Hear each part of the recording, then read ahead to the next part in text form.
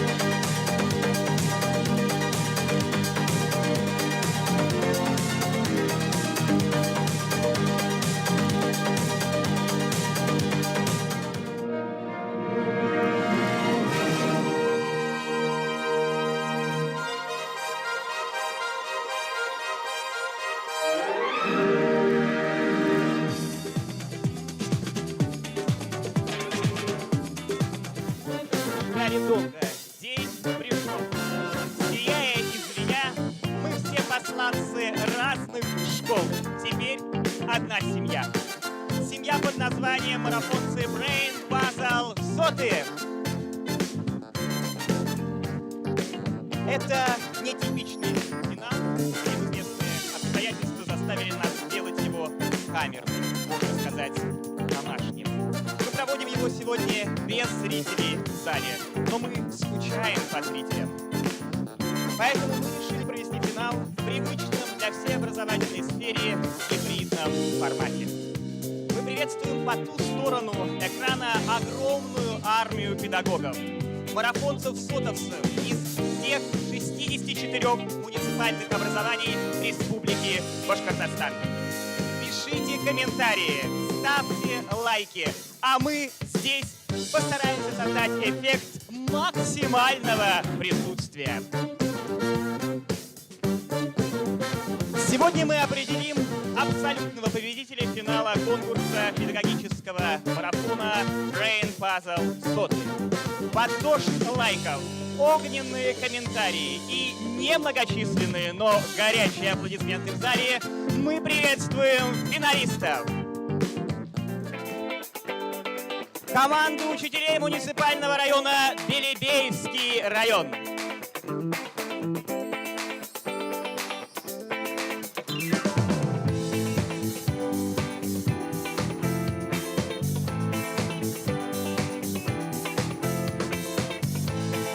Команду педагогов муниципального района Караидельский район.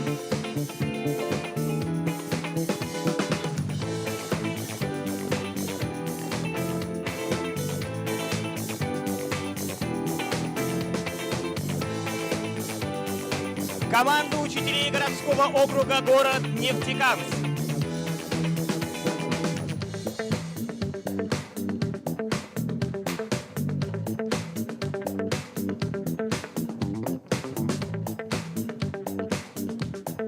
Команду учителей городского округа город Салават.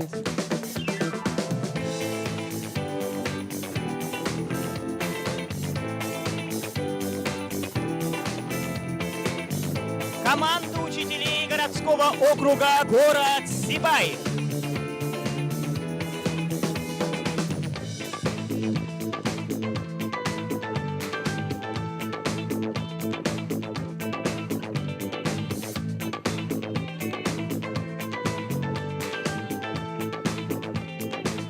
Это лучшие из лучших учительских команд из 20 учителей, которые принимали участие в марафоне Brain Puzzle. Аплодисменты. Слово для приветствия финалистов первого республиканского педагогического марафона Brain Puzzle Соты предоставляется первому заместителю министра образования и науки Республики Башкортостан Мавлетбердину Ильдару Маратовичу.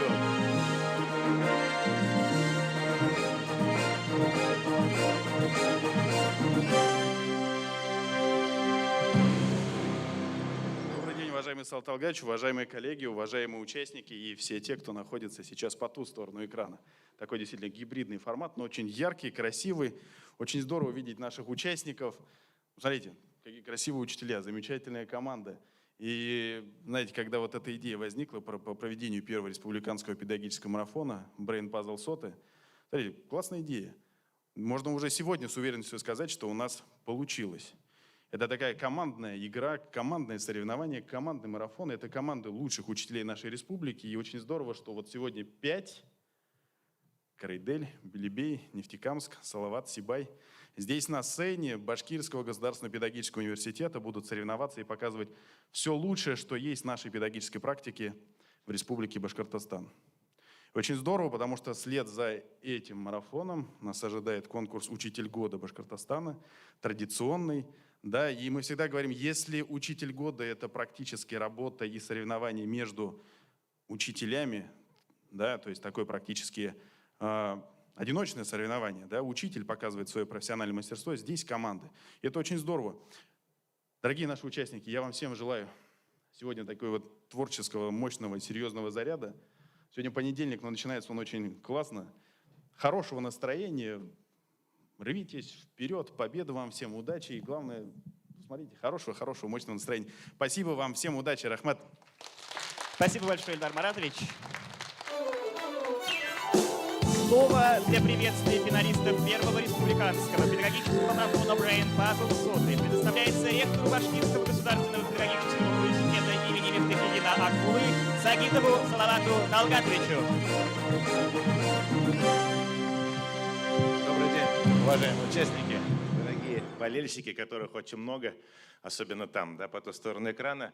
На самом деле мы очень рады приветствовать вас в стенах нашего университета, Башкирского государственного педагогического университета имени Акмуллы.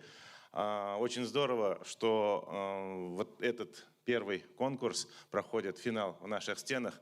Насколько я понимаю, вот Ильдар Маратович говорил, очень много, да, все районы, муниципалитеты участвовали, но здесь самые достойные. Для меня это формат несколько неожиданный, когда мне вот рассказали, чем вы занимались, чем вы будете заниматься. Может быть, даже вы не знаете, чем вы будете заниматься, да, Сергей Сергеевич?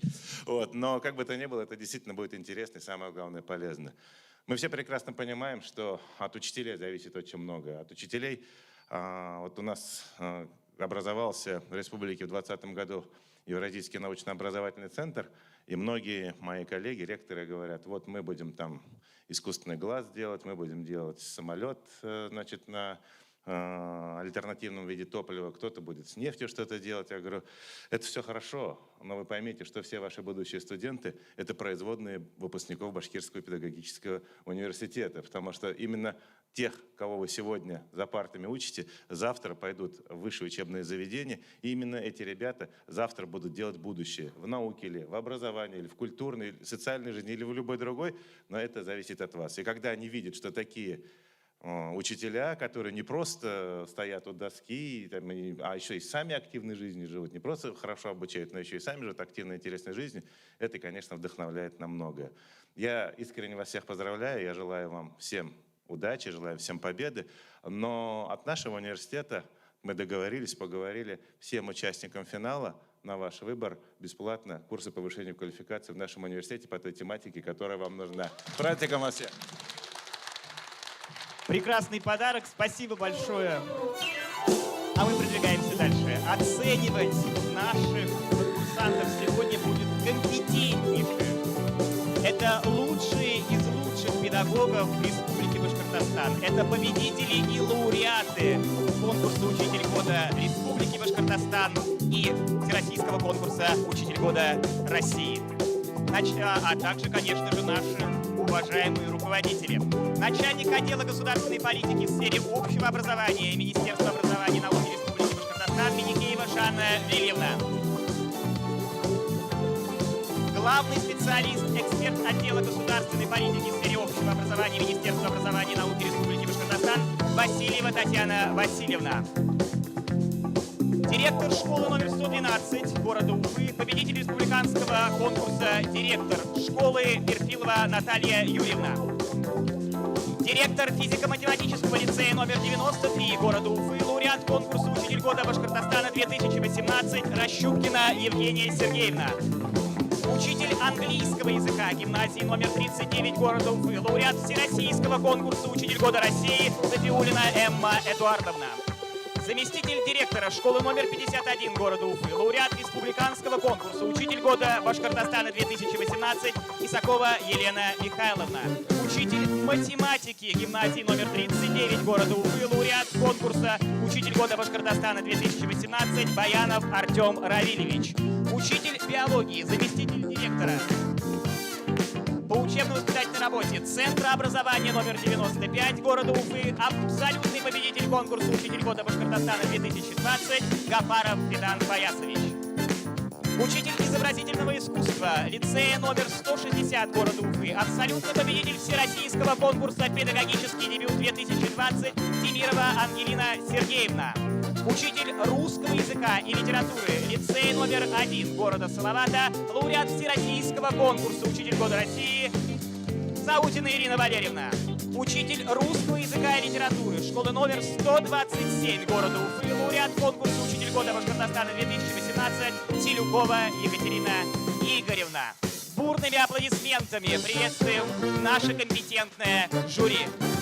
Ну а мы, уважаемые наши зрители, безусловно, ждем от вас лайков и ждем комментарии, которые в процессе конкурса мы будем обязательно зачитывать и обращать на них внимание. Проявляйте себя, а также можете в социальных сетях выкладывать те моменты наблюдения за конкурсом и выкладывать с хэштегом BrainPuzzle100. Тем более, что в соответствии с положением конкурса участие в оценивании финалистов принимаете и вы, уважаемые зрители прямого эфира. В завершении каждого из испытаний мы запустим онлайн-голосование и выделим ровно 3 минуты для того, чтобы вы отдали свой голос за наиболее понравившееся выступление. Процентное соотношение голосов будет переведено в 5-бальную шкалу и добавлено к оценочным результатам жюри. Поэтому, уважаемые зрители, максимально внимательно следите за происходящим в эфире. Возможно, именно ваш голос сыграет решающую роль в определении абсолютного победителя финала конкурса первого республиканского педагогического марафона Brain Puzzle 100. Ну а сейчас мы наши команды приглашаем в зал. А вас, уважаемые зрители, мы просим не переключаться. Сейчас ненадолго мы прерываем нашу трансляцию для того, чтобы команды могли подготовиться к первому испытанию.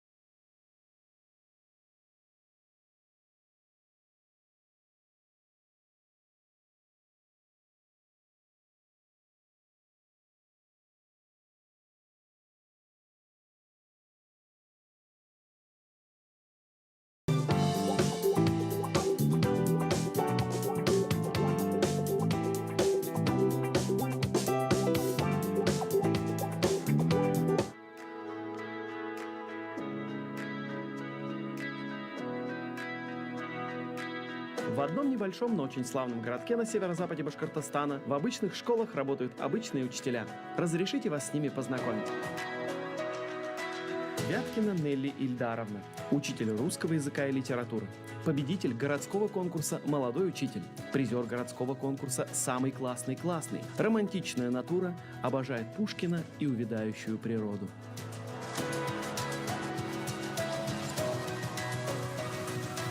Ярославов Игорь Олегович, призер регионального этапа международного конкурса молодых профессионалов WorldSkills, призер республиканского конкурса среди педагогов дополнительного образования «Сердце детям отдаю». И, как вы уже догадались, пишет песни и с удовольствием их исполняет. Щеклеева Ольга Ивановна, учитель русского языка и литературы, лауреат республиканского конкурса «Учитель года русского языка и литературы», заслуженный учитель Республики Башкортостан. У Ольги Ивановны профессиональная аллергия на неправильное ударение. Ганиев Роман Тагирович, директор муниципального бюджетного учреждения дополнительного образования Центр технического творчества детей и юношества «Технопарк». Всегда за здоровый образ жизни, любит спорт, мечтает выиграть соревнования по пауэрлифтингу. Ромашкевич Венера Ринатовна, призер конкурса педагогического мастерства, учитель года, город Нефтекамск. Знает китайский язык настолько хорошо, что дистанционно преподает его китайцам. Увлекается китайской культурой. Они разные, но их всех объединяет одно. Они работают под прикрытием.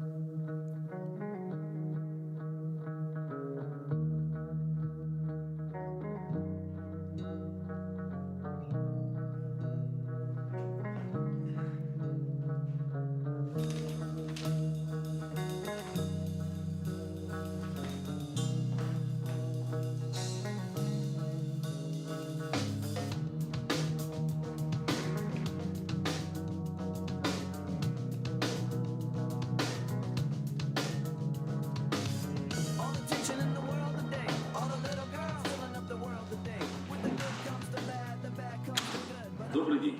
Я рад приветствовать лучшие педагогические умы нашего города. Наконец-то настал тот день, к которому нас готовили с самого начала вашей педагогической карьеры. Город верит в вас, и вы не должны нас подвести. Дерзайте.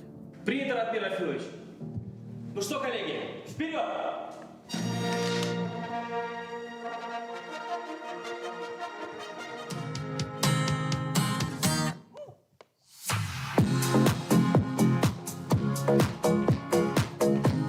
Добрый день, уважаемые коллеги! Вас приветствует сборная города Нефтекамска на первом финале педагогического марафона «Сотый Brain Puzzle». Добрый день!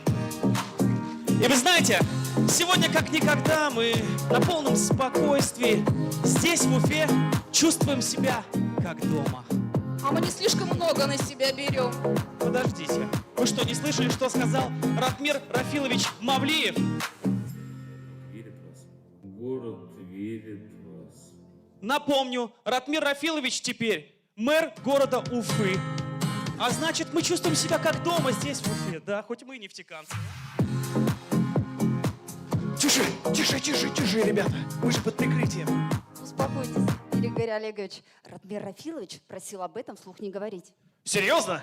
Ну, не будем говорить, тогда я поприветствую всех от Нефтекамского педагогического сообщества песней. Игорь Олегович, подождите. Мы еще ничего не сказали о наших достижениях, а это важно. О наших достижениях надо вещать во все уголки страны. Ведь наш город славен не только прекрасным, замечательным лесом, велодорожками, парками, озером. У нас, знаете, там еще есть всевозможные... А достижений так много. И о них нужно красиво рассказать. Может, в стихах? Венера Ринатовна, дорогая, вы еще на китайском расскажите. Дамы, не ссорьтесь, предоставьте это дело профессионалу. Ну что, республика Нефтекамск дарит тебе свои достижения. Внимание! Лицей номер 1 стал базовой школой Российской академии наук. В Нефтекамске открылась школа, многопрофильная полилингвальная школа «Белем». гимназии номер 1 запущен городской проект «Медицинский класс». Для его успешной реализации создана высокотехнологичная биолаборатория. В рамках формирования гражданственности на базе Башкирской гимназии открыт кадетский класс. В школе села Дашкинова казачий класс.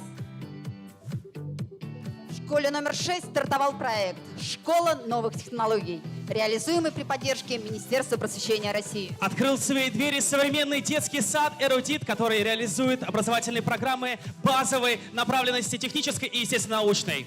Ну а также закончила свое строительство самая большая школа Северо-Запада Республики Башкортостан, школа номер 17, на 1225 ученикомест. В этой школе оборудованы современные кабинеты по физике, по химии. Также есть огромный актовый зал на 400. Дорогие друзья, минуточку внимания. Человек совсем недавно стал директором той самой школы. Пусть порадуется, дайте терпение немножко. И это еще не все.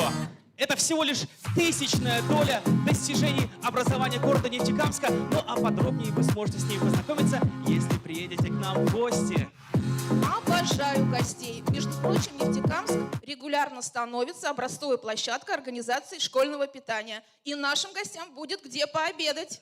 Ольга Ивановна, мы о возвышенном, а вы? Я тоже о возвышенном. Моя профессия – это лучшее, что случилось со мной в жизни. И, конечно, каждый из присутствующих с этим согласен. Правда, коллеги? Потому что нашу профессию выбирает только сердцем. И она становится смыслом жизни каждого педагога. Это верно. Проверять тетради и писать отчеты ночами можно только по большой любви. О, и на этой ноте любви позвольте мне наконец-таки спеть песню. Игорь Олегович, почему же только вам? Все мы хотим спеть хорошую песню о лучшей профессии на земле. В чем же главный наш секрет? Все движется вперед, и мы не в стороне. Учим детей, не боимся перемен. И мы поем о том, что школа на высоте. Вдаль зовет нас времени река. Выпускаем класс, а за ним другой. Не забудут нас наверняка. Это наша роль. Мы педагоги, и настал наш день. На марафоне встретим мы друзей. Узнаем много и потом домой. Это наша роль. Мы педагоги, и настал наш день. На марафоне встретим мы друзей. Узнаем много и потом домой. Завтра педсовет на часах 00. С вами была сборная города Нефтекамска. Увидимся!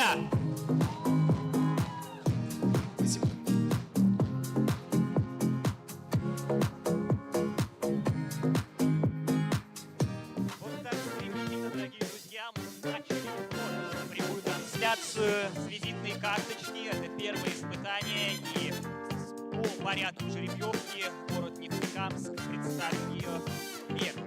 Мы читаем ваши комментарии на трансляции в YouTube. Мы видим, что Белебей и Сибай активизировались, а вот Нефтекамск. Поддержите своих, мы ждем от вас комментарии. Салават молчит, Салават на связи, мы ждем ваши комментарии. Ну и, конечно же, Карайдель. Карайдель, проявите активность. Ну а сейчас мы предоставляем слово команде учителей из города Белебея. Визитная карточка. Поддержим бурными аплодисментами и, конечно же, комментариями. Я думаю, сейчас YouTube взорвется комментариями в пользу Белебея.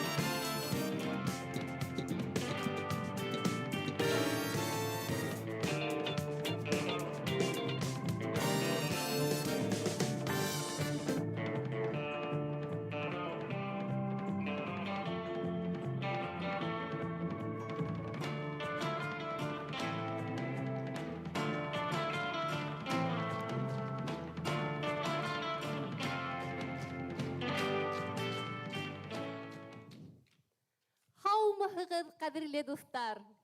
И сен мессис. Авани! Здравствуйте! Белебеевский район раз приветствует всех участников марафона. Есть в Башкортостане город Белебей. На горах стоит он посреди степей. Динар, подожди. Мы же договорились, что для представления нашей команды выйти в национальных костюмах. А у тебя, как у самого неординарного, креативного, функционально грамотного, должен быть свой образ. Почему ты в повседневной одежде? Девчонки, ну с вами-то все понятно. Каждый из вас, из ваших нарядов символизирует каждый из ваших нарядов символизирует 4 национальные гимназии нашего города. А как же быть мне? Так как мы дружная команда, предлагаю здесь создать собирательный образ образования Белебеевского района. Согласен. Настя, начинай.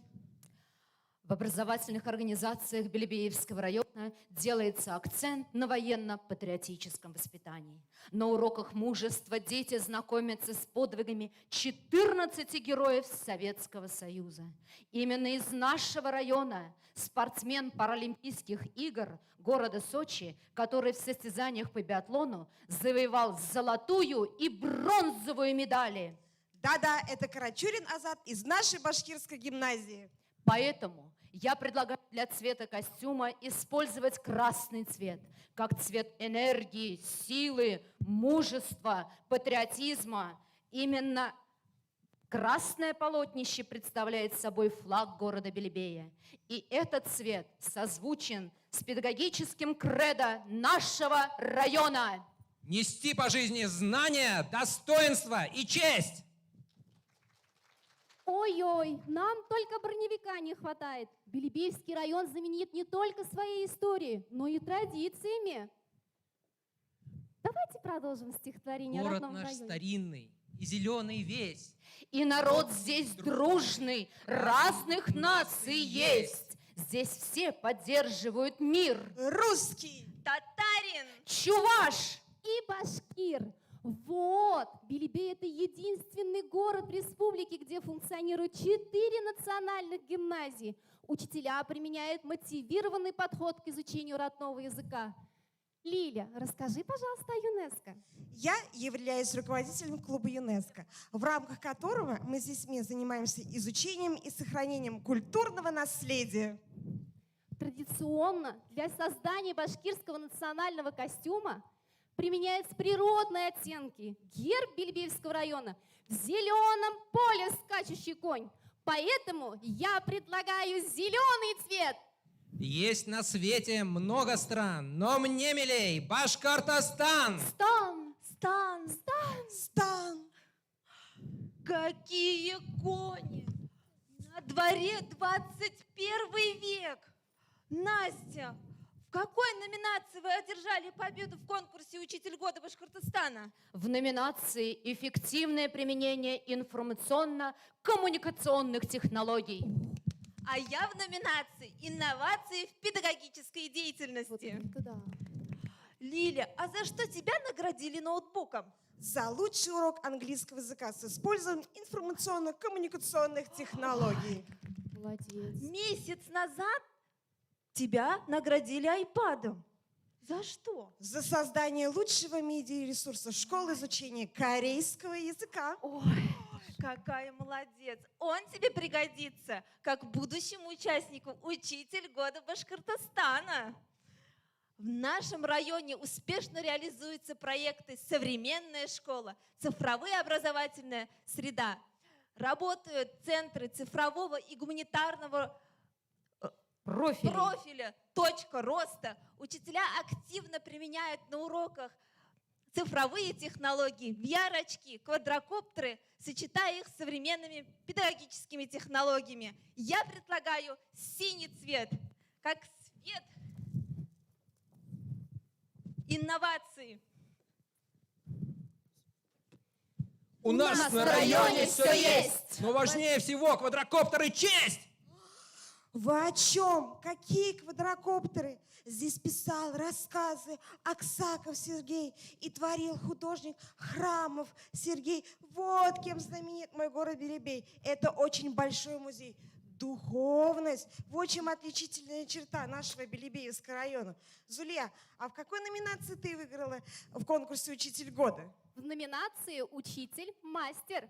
А на что ты потратила грант конкурса «Учитель года»? Я купила 50 книг. Настя, а ты на что потратила премию лучших учителей России? Небось, шубу себе купила? Нет, шубу мне муж купил, а я купила 200 книг. Ой, молодец. Дальше.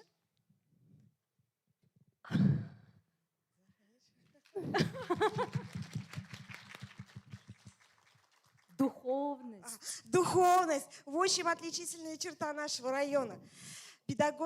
Вы, педагоги, развиваете в себе духовность. Поэтому я предлагаю белый цвет, так как он символизирует благородство и чистоту помыслов. Ну, Динар, говори. Девчонки, наши 7 минут истекают. Думайте быстрее. Я предлагаю использовать красный цвет, цвет энергии, силы, мужества. Зеленый, только зеленый. Зулья, ты, наверное, за зеленый цвет? Девчонки, есть решение. Ведь узел – это и есть символ нашего Белебеевского района. Не что то там там района. Узел Узел символизирует всю нашу многонациональную республику. Да что там республику? Нашу великую Россию!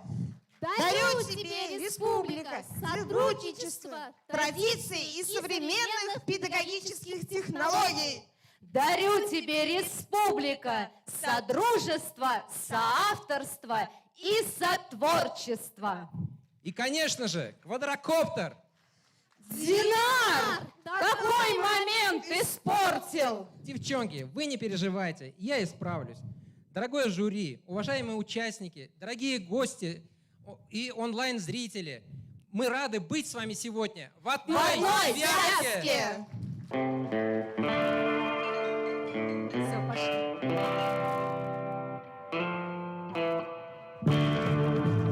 Дорогие друзья, мы, конечно же, не могли все, чем знаменит наш Белебеевский район, вместить в эти 7 минут. Поэтому примите, пожалуйста, от нас небольшой кучный мяч, в котором все, что не поместилось в наши слова. Спасибо.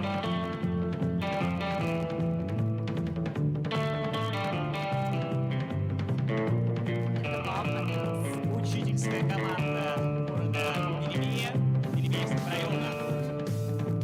Аплодисменты, а мы читаем наши комментарии. Мне кажется, что там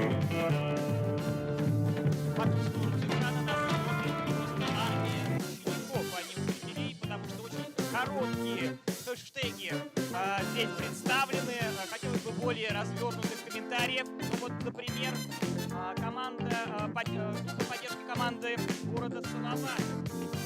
От океанов до морей команда города Салавата всех мирей, да, то есть вот такие комментарии здесь у нас встречаются. Сибай, очень много здесь звучит город Сибай. Ну, дорогие мои, вы, конечно, сейчас и увидите своих учителей. Мы встречаем на сцене учительскую команду города Сибая с визитной карточкой.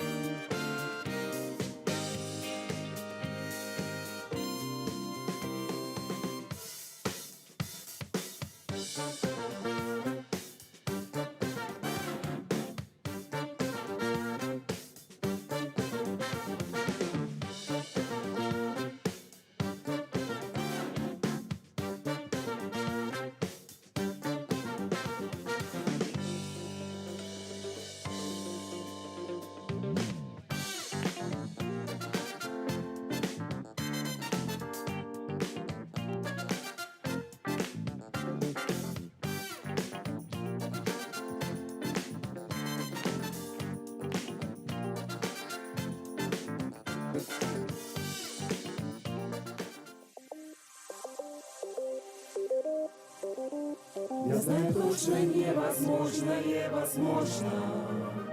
Самый лучший стать, я знаю, это можно. найти судьбу и посвятить себя в работу. Все невозможное возможно, знаю точно.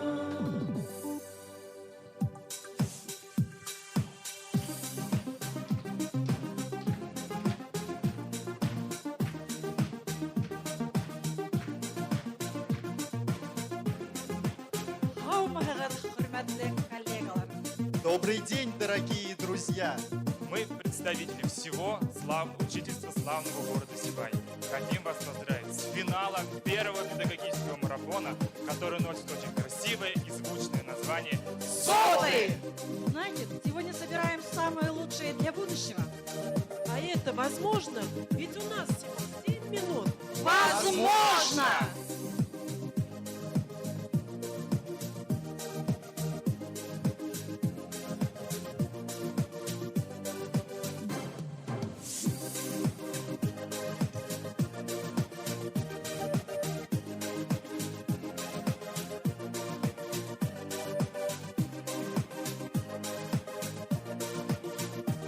Итак, начинаем. Стоп, стоп, стоп. Сначала цифры. Это у вас сначала цифры, а у меня музыка. Өзіміздің Сибай күйін қойғызали. Сегодня в нашем городе работает 497 педагогов.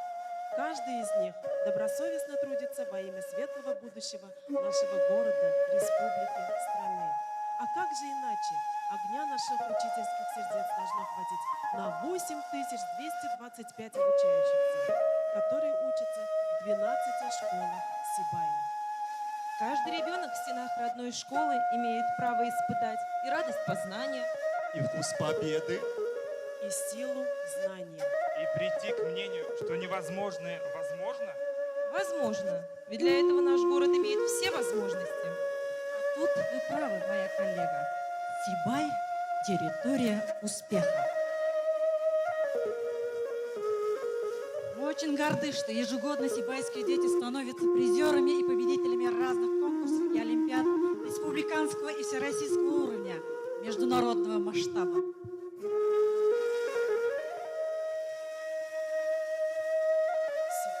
Сибай – территория роста. В городе создаются все необходимые условия для роста как обучающихся, так и всего педагогического коллектива. Сибай – территория спорта и здоровья. Сибай – территория развития. Система образования основывается на эффективности и возможности, что так необходимо ребенку. Сибай – территория единства. Был дөньяның сикһерендә меңәрләгән хукмак юлдар бар. Шуларды дөрес билдәләргә укытучы дигән һөнәр бар. Сибай – территория детства.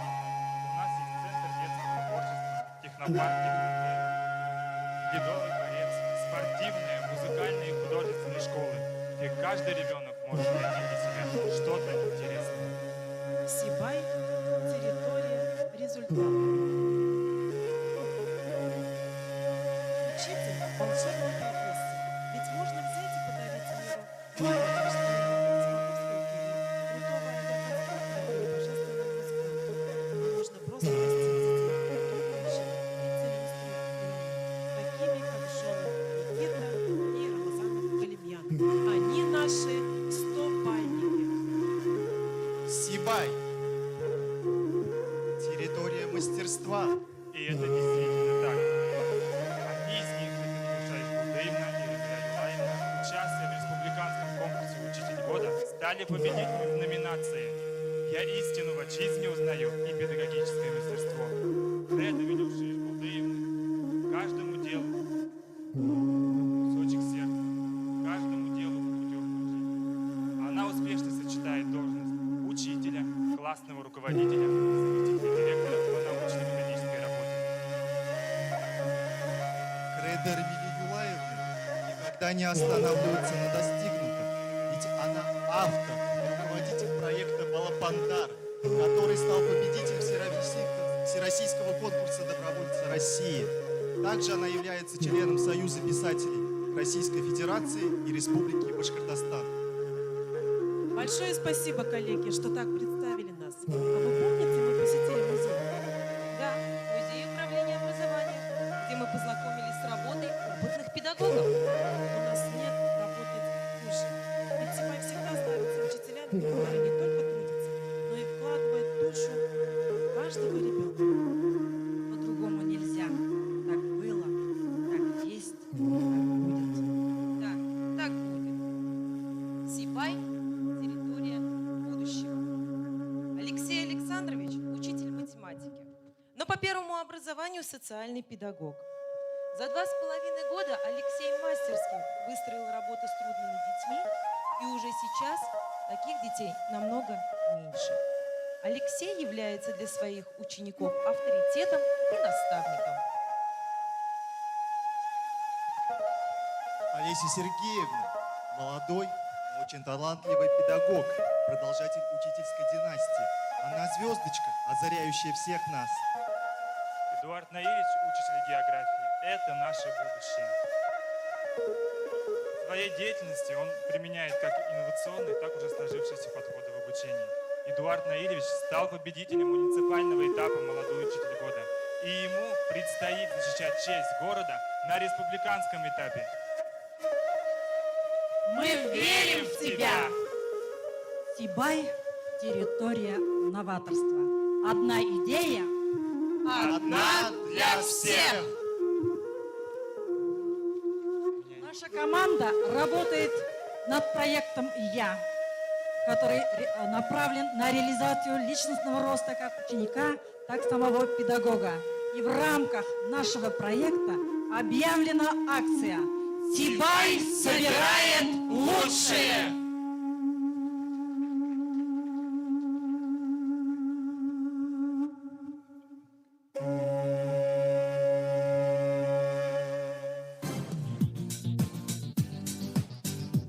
Знать точно невозможно, невозможно. И самым лучшим стать Сибаю это можно. Дарить великие таланты превосходно. И пусть участие соток будет ежегодно.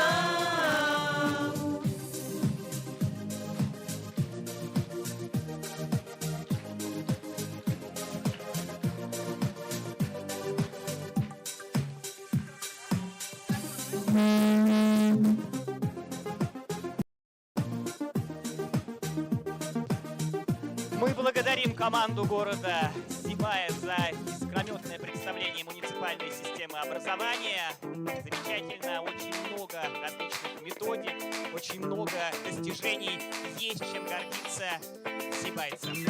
Ну и возвращаясь к вашим комментариям, да, наиболее интересные, очень, нужно сказать, активизированный детский сад номер 38 города Салават. Салават, есть такой у вас детский сад?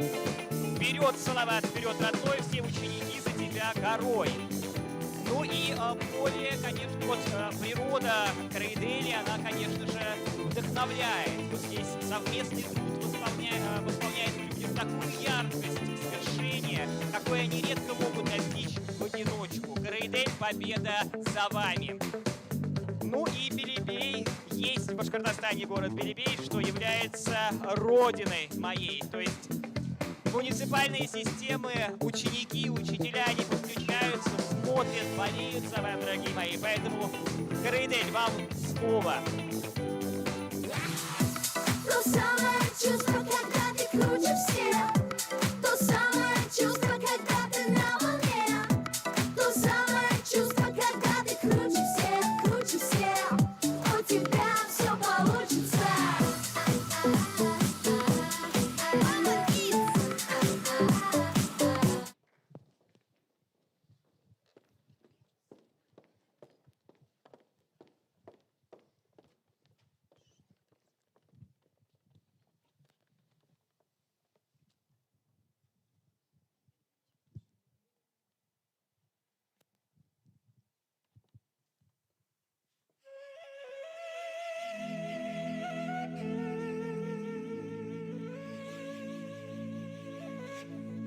Наш район имеет красивую, разнообразную природу. Не зря его называют второй Швейцарией. И вот такая богатая карайыдельская земля подарила тебе республика трудолюбивых, красивых, творчески одаренных, известных людей.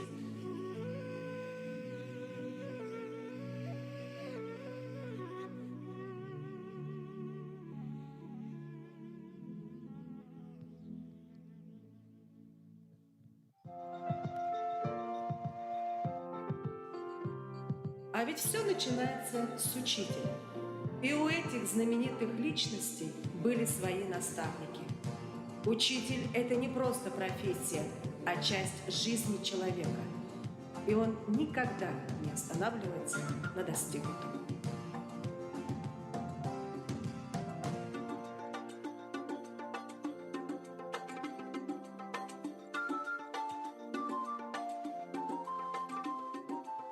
Как всем известно, труд облагораживает человека. И поэтому люди с удовольствием ходят на работу. Лично я хожу на службу только потому, что она меня облагораживает.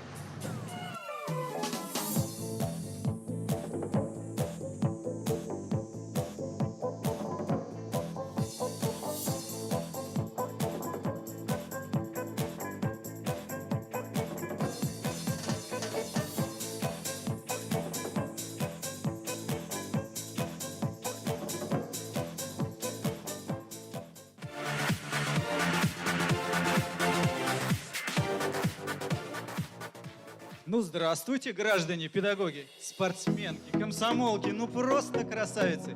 Тема нашей визитки «Дарю тебе республика». Что будем дарить? Я предлагаю экологически чистый, наивкуснейший карайдельский мед. Рыбу, лес. Дорогие мои, не забываем о том, что вы же педагоги, и нам есть что подарить республике. Вот вы, например, Лия Магафуровна, лауреат районного конкурса «Учитель года». Успешно готовите высокопальников по своему предмету. А вы, Дилара Мунировна, обладатель республиканского гранта молодым учителям.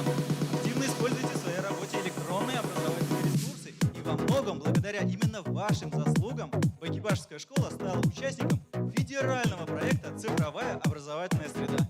Ну а вы, Ольга Николаевна, представляли наш район на международной ярмарке педагогических инноваций в Самаре.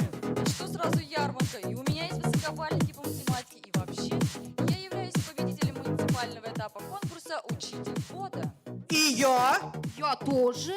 Ну, я победитель. Какие вы титулованные! Ну а вы, Розалия Мульмян, у нас настоящий человек-оркестр. Вы с народным театральным коллективом «Тамаша» с гастролями объехали практически всю нашу республику. Да что там республику? Весь Карайдельский район, друзья! А у вас, Ильнур Гаисович, и грант есть. И призеров республики по экономике много. И лауреатом республиканского конкурса «Учитель года» вы тоже были. И к тому же Ильнур Гаисович у нас участник первого всероссийского фестиваля учительских клубов в городе Ульяновск в составе команды «Созвездие». Спасибо, спасибо, коллеги. А в целом система образования Карайдельского района имеет многолетний, успешный опыт работы и отличные результаты. И когда, как не сегодня, о них рассказать. О развитии талантливых детей кто расскажет? Я. Муниципальная программа «Одаренные дети» работает в полном объеме. Ребята участвуют во всевозможных конкурсах, олимпиадах, конференциях, проектах и спортивных соревнованиях различного уровня. С целью поддержки талантливых учащихся в районе ежегодно проводится слет одаренных детей. Учреждены стипендия главы администрации района и премия Героя России Алимова Владимира Ришадовича. На минуточку! Я училась в той же школе, что и Герой России Алимов. Повезло! Об инновациях кто расскажет? Я. Система образования Карайдельского района находится в постоянном инновационном развитии. Образовательные учреждения района ежегодно становятся победителями региональных и всероссийских конкурсов по разработке и внедрению инновационных образовательных проектов и конкурсов на присвоение различных грантов. Замечательно. О профессиональных конкурсах кто расскажет? Я. Каждый год педагоги нашего района принимают участие в профессиональных конкурсах и становятся победителями, финалистами и обладателями различных наград и грантов. Всех достижений учителей сейчас, конечно же, не перечислить, но мы никогда не останавливаемся на достигнутом и всегда идем в ногу со временем. А помните, как здорово у нас недавно прошла фольклориада? О ней кто расскажет? Я.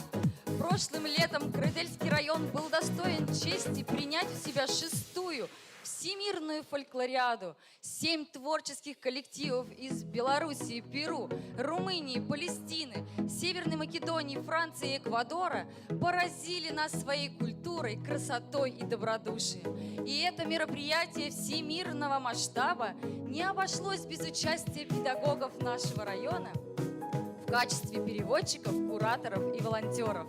На минуточку. Вы слышали? Владимир Владимирович Путин сказал, что следующие Олимпийские игры можно провести в Башкирии. Да. А что, друзья? Республиканский лесной форум в Карайделе.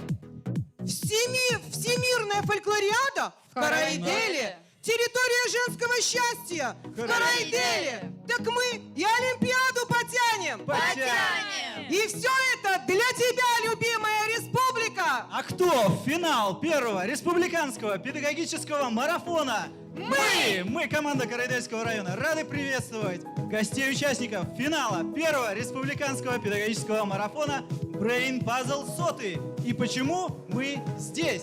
Потому что мы самые преданные профессии. Потому что мы самые талантливые. Потому что мы самые креативные. Потому что мы самые красивые и невероятно скромные. И поэтому кто, если не мы? Мы на пороге большого открытия. Время диктует другие форматы. Бег-марафон — это супер событие. Новые стили и новые даты. Наши традиции и инновации. Две составляющих нашего кредо. Счастье детей для нас мотивация. Будь самым лучшим, кем бы ты ни был. Кто, если не мы, сила поколения? Кто, если не мы, научное мышление? Кто, если не мы, прорыв десятилетия? Кто, если не мы, на годы, на столетия? Кто, если не мы, единая команда? Кто, если не мы, науки, пропаганда? Кто, если не мы, заставит биться сильных? Кто, если не мы, учительство России?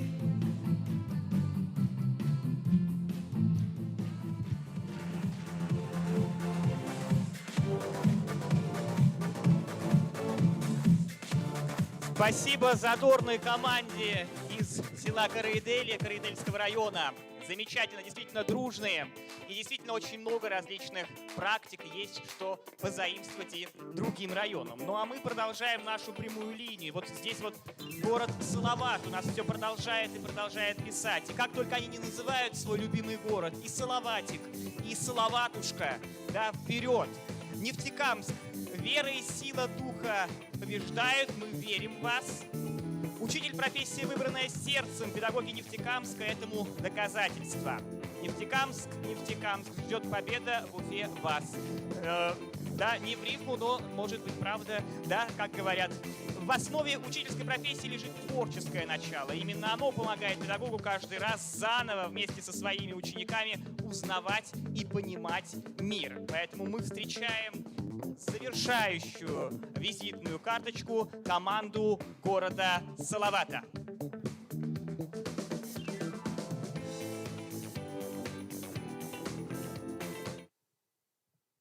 Поздравляю команду Салавата с победой в зональном конкурсе. Необходимо начать подготовку к финалу республиканского педагогического марафона Brain Puzzle 100. Что? Опять?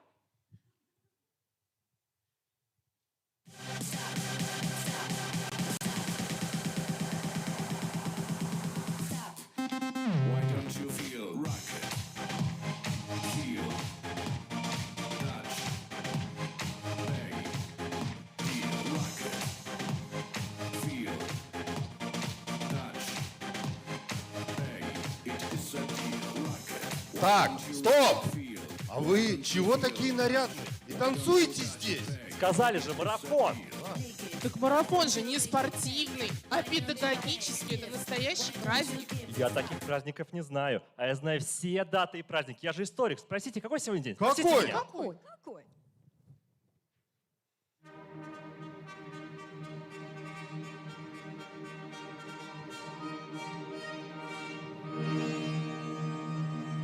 День учителя в Арабских Эмиратах. Мы думали, ты скажешь, последний день зимы. А ты сам как зиму провел? Не в Эмиратах ли случайно? Да зачем нам ихние Эмираты? Друг мой, не ихние, а их. Хорошо, нас и здесь общепит неплохо кормят. Я расскажу, как провел зимние каникулы. Давай. Вот коньки и лыжи, вот санки, горки тоже во. В январе учитель года, я не видел ничего. Как дела, как дела? Все с вами понятно. Вы теперь один из этих творческих конкурсантов учителя года.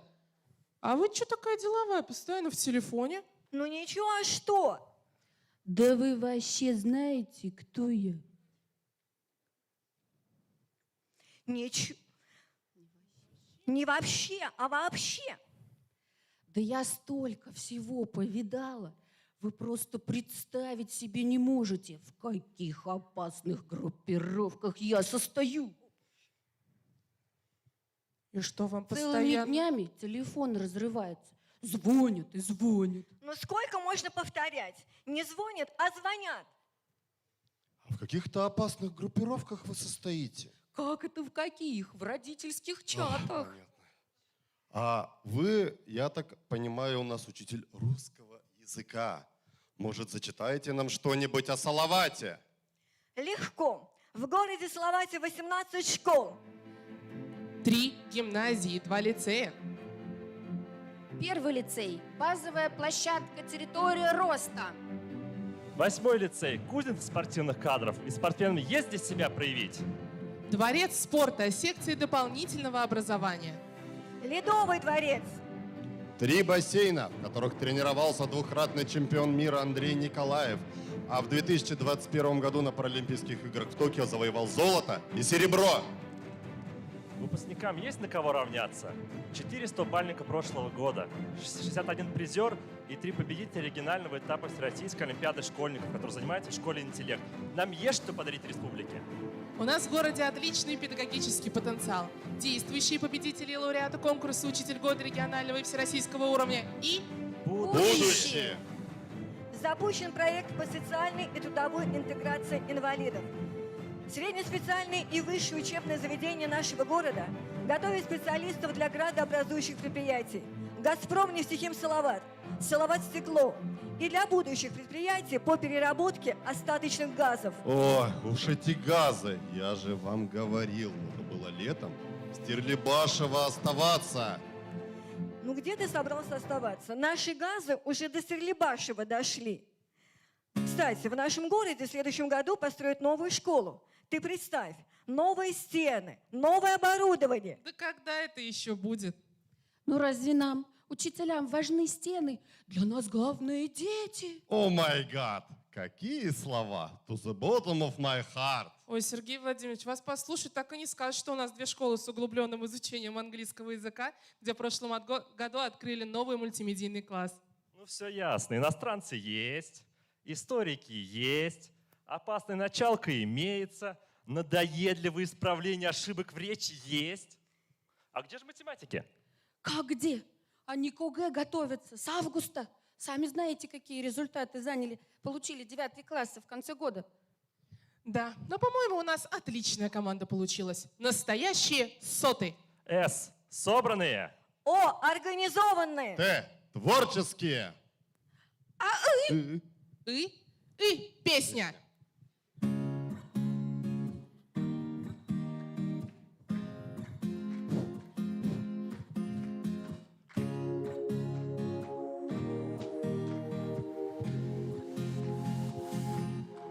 Зима уходит назад, Весенний ждет марафон, но точку ставить нельзя. Таков у жизни закон. Мы вместе станем сильней, и двери все распахнем. Мы соберем всех друзей, и тогда и звонок зазвенит, и начнется урок. По доске заскрипит энергичный мелок. А ведь он о любви хочет нам рассказать. Это школа моя, это школа моя. И звонок прозвенит, и начнется урок. По доске заскрипит энергичный мелок.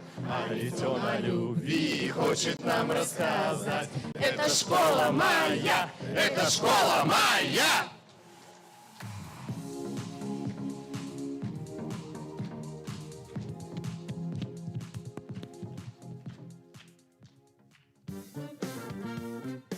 Это была заключительная визитная карточка муниципальной системы образования. Аплодисменты городу Салавату. Ну а я напоминаю жюри о том, что цель первого конкурсного испытания – демонстрация педагогической миссии, идей, инноваций, организационно-педагогической культуры и эффективного опыта муниципальной системы образования, из представителей которого сформирована команда муниципалитета, а также личностного потенциала ее участников. Итак, мы, учителя, народ активный, творческий, все успеваем. В том числе участвовать в конкурсах. Конкурсы для нас — это не только демонстрации достижений, это также новый импульс, бесконечный поиск путей совершенствования достигнутого. Ведь все значимые метаморфозы, вот, например, происходят не в самом конкурсном испытании, не на демонстрации, это то, что происходит сейчас, а именно при подготовке к конкурсу. И многие участники Brain Puzzle Соты знают об этом не понаслышке. Ведь в составе команд муниципалитетов победители и лауреаты конкурса «Учитель года» различных уровней, которые раскусили этот главный секрет конкурсного движения. Ну а также ценность данного формата состоит еще и в том, что в состав учительских команд входят и молодые педагоги, которые легко и непринужденно в процессе подготовки впитывают самое главное – это бесценный опыт старших коллег, внося свежие идеи и незамыленный взгляд на систему образования. Благодаря этому поколенческому синтезу достигаются высокие результаты, покоряются новые вершины педагогического Олимпа. Ну что же, друзья, первая вершина нашими конкурсантами покорена. Настал долгожданный момент зрительского голосования. Уважаемые зрители, сейчас на ваших экранах появится QR-код, по которому необходимо будет пройти. У вас откроется голосование с названиями ваших команд. Выберите команду, которой вы отдадите свой голос. Ну а пока идет голосование, мы приветствуем на сцене. Сегодня нам концертные номера предоставила гимназия-интернат имени Газиза Аль-Мухаметова, которая также полна различными талантами. Встречайте лауреат эстрадно-джазовых фестивалей Фархат Ишбердин.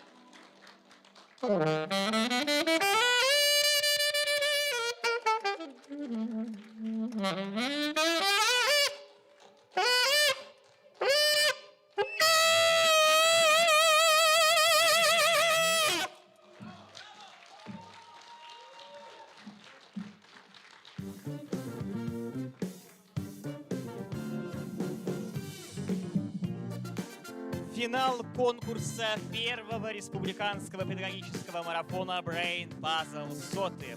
Вашему вниманию были продемонстрированы 5 лучших представлений муниципальных систем образования республики.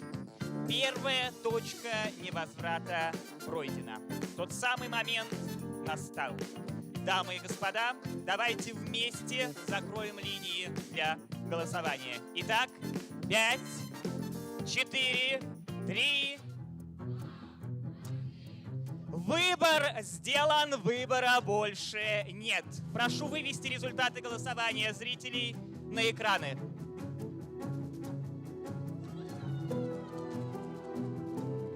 Учителя города Сибая одерживают победу и получают плюс 5 баллов. Ну, мы переведем все проценты в пятибалльную шкалу, и какое-то количество баллов к результатам жюри будут обязательно прибавлены. Ну а мы не забываем, зрители, подключаемся. Это только первое испытание. У нас еще одно очень важное испытание. Хороший учитель не только передает ученикам знания, но и, что чрезвычайно важно, формирует мировоззренческую систему ценностей. В буквальном смысле устанавливает связь между поколениями, побуждает ребят думать, пробуждает в них интерес к отечественной истории, к нашей великой культуре, помогает им разобраться в сложностях современного мира, понять себя, почувствовать, к чему лежит душа, определить свои способности и таланты. Второе конкурсное испытание посвящено именно этим составляющим компонентам хорошего учителя. Педагогический STEM. Современное творчество и эффективные методики. Формат мастер-класс или публичная лекция по изучению фундаментального метапредметного объекта. Регламент 10 минут. 5 участников, 5 учителей, различные предметные области и одно фундаментальное понятие. Посмотрим, как с этим справились финалисты. Мы предоставляем слово команде города Нефтекамска.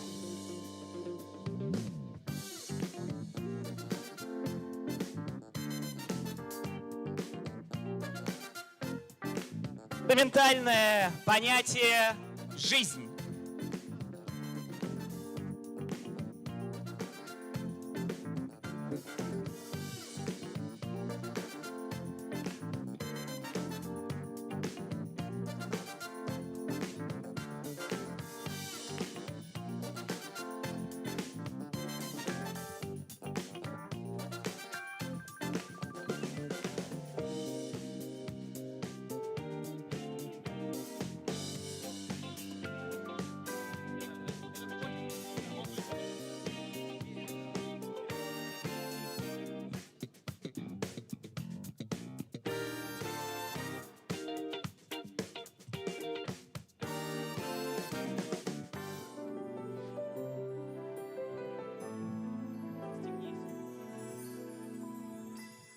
Призрачно все в этом мире бушующем. Есть только миг, за него и держись. Есть только миг между прошлым и будущим. Именно он называется жизнь. Жизнь ученика как бумажный самолетик. И если сложить его бережно и с любовью, то полет будет завораживать волшебством. Кому на Руси жить хорошо? Кто виноват? Что делать? Коллеги, о чем эти вопросы? Конечно же, спасибо, о жизни. То ведь это не только вопросы, это название, как вы уже догадались, литературных произведений. Литература, жизнь. Я поставила знак «равно» между этими понятиями. Вы согласны со мной? Конечно же, давайте порассуждаем. Почему? Конечно, литература помогает нам понять жизнь. И не случайно вспоминаются слова выдающегося Максима Горького. Цель литературы – понять самого себя, поднять веру в себя, развивать стремление к истине, к жизненной истине. Как это сделать? Для того, чтобы ответить на этот вопрос, приглашаю вас подняться по ступенькам от факта к истине. На примере рассказа басни великого Льва Николаевича Толстого «Старый дед и внучек» мы рассмотрим жизненную истину, которую хотел преподнести нам автор. Напомню содержание произведения. Дед сильно постарел. Невестка и сын стали кормить деда за печкой. И однажды дед нечаянно разбил чашку, после чего ему пригрозили кормить из лоханки. И вдруг родители увидели, что их маленький Миша сидит и что-то мастерит из дощечек. Спросили, что он делает. И услышали, что он готовит лоханки, чтобы в старости кормить своих родителей из них. Родителям стало стыдно, и они пригласили деда за стол. Скажите, пожалуйста, какие поступки родителей мы осуждаем? Конечно, неуважение к старшим. А к какому жизненному явлению могут привести героев эти поступки? В старости что их ждет? Такое же отношение, то есть одиночество. И такой закон в жизни называется закон бумеранга. Так какую же истину до нас хотел донести Лев Николаевич Толстой в данном произведении? Конечно, нужно проявлять уважение к старшим, помогать близким и относиться к людям так, как хочешь, чтобы относились к тебе. Мы убедились, что благодаря уже этому приему урок литературы становится своеобразным уроком жизни. Наша задача сделать так, чтобы современные дети, обращаясь к классическим произведениям, находили в них ответы на вечные вопросы бытия и смысла жизни. Только так извечная классическая литература помогает современному школьнику открывать новое. Замечательная идея — открывать новое. Это в духе нашего времени, так как жизнь ставит перед нами новые задачи в плане нахождения эффективных механизмов воспитания и обучения. Хуа тао лао, сё тао лао. Эта китайская пословица гласит: «Живи до старости, учись, пока не станешь мудрым», что созвучно одному из современных трендов образования – lifelong learning, овладение новыми навыками и знаниями на протяжении жизни. Китайский язык – очень хороший инструмент для развития памяти, образного мышления и для создания необычных уроков. Современный урок Павгос предполагает развитие ключевых компетенций – коммуникации, креативности, взаимодействия и, конечно же, решения проблем. И в этом помогает сайт учителя, который реализует стратегию перевернутого обучения, который меняет местами работу в классе и дома. Ученики в классе выполняют практические задания. Это задания, например, сценарного типа. берется картинка или фрагмент мультипликации, подбирается конкретная задача, это реальная жизненная ситуация. А ученикам предлагается распределить роли, составить позитивный диалог, оценить свою работу, презентовать перед всеми.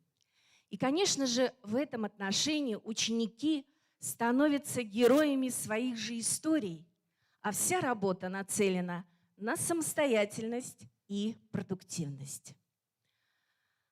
На уроках используются различные типы заданий. Вот давайте мы с вами вместе попробуем ответить на несколько вопросов. Какие цифры скрыты под иероглифами И, Р, Сан? Верно. 1, 2, 3. Вопрос второй. Зная значение иероглифа Ю, попробуйте расшифровать. И, Ю, Р, Ю, Сан, Ю. Да, это название месяцев январь, февраль, март. Отметим, что показателем наличия навыка является и поведение, и результат, и достижение. И, конечно же, это и желание изучать язык, и выполнять проектную работу, и, конечно же, участвовать во Всероссийской олимпиаде школьников. А это все зависит от нас, педагогов, потому что педагог регулирует учебное взаимодействие, потому что педагог осуществляет переход учащихся от уровня познавательной активности к уровню познавательной потребности. Так давайте все вместе поздравим и пожелаем успехов всем педагогам и всему педагогическому сообществу Республики Башкортостан. И скажем это по-китайски. Пожелание успеха звучит так. Ван ши шун ли. Давайте дружно скажем. Ван ши шун ли. Успех. Что он значит в жизни взрослого человека? А ребенка? Именно мы, учителя, должны создавать на уроке ситуации успеха. Скажите, коллеги, что будет, если первую пуговицу на рубашке застегнуть неправильно? Конечно, действительно, в жизни бывает много ошибок, которые сами по себе не ошибки, а следствие этой первой неправильно застегнутой пуговицы. Именно функциональная грамотность позволяет научить детей решать жизненные задачи, представляет собой трамплин для успешной самореализации в обществе. А понимание прочитанного, рефлексию, раздумья о содержании и структуре текста, перенос их на себя в сферу личного сознания включает читательская грамотность. Эффективным приемом рефлексии служит педагогическая техника составления диаманты. Это стихотворение из 7 строк. Назовите, пожалуйста, антоним к слову «жизнь». Смерть. Какая она? Прилагательный, пожалуйста. Темная, страшная. Что она делает? Убивает, забирает. А жизнь? Спасибо. И у нас получилась диаманта. Смерть. Неизбежная, страшная. Пугает, приходит, наступает. Любви не имеет. Дается один раз.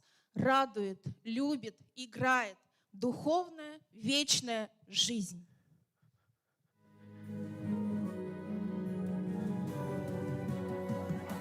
Счастье дано, повстречатель беду еще.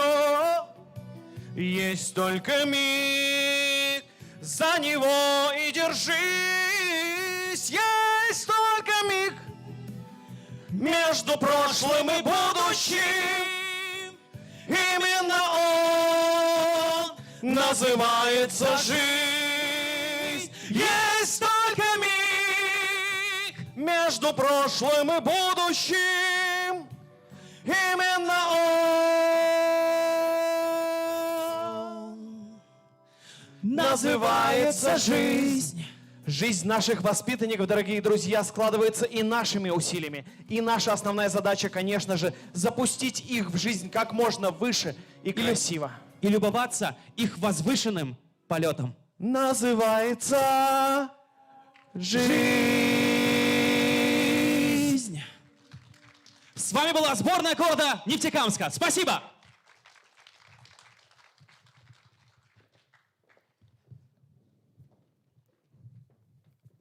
Аплодисменты, пусть немногочисленные, но очень горячие и бурные. Ну а мы обращаемся к зрителям, продолжаем смотреть трансляцию, потому что после испытания STEM нас вновь ожидает онлайн-голосование. Ну и STEM — это один, наверное, из самых интересных конкурсных испытаний, потому что учителя разных специальностей, различных предметов говорят об одном и том же. Да? То есть мы должны стремиться к интеграции образования, то, с чем справляемся на поле боя, да, в школе с трудом. Итак, мы предоставляем слово команде из Белебеевского района.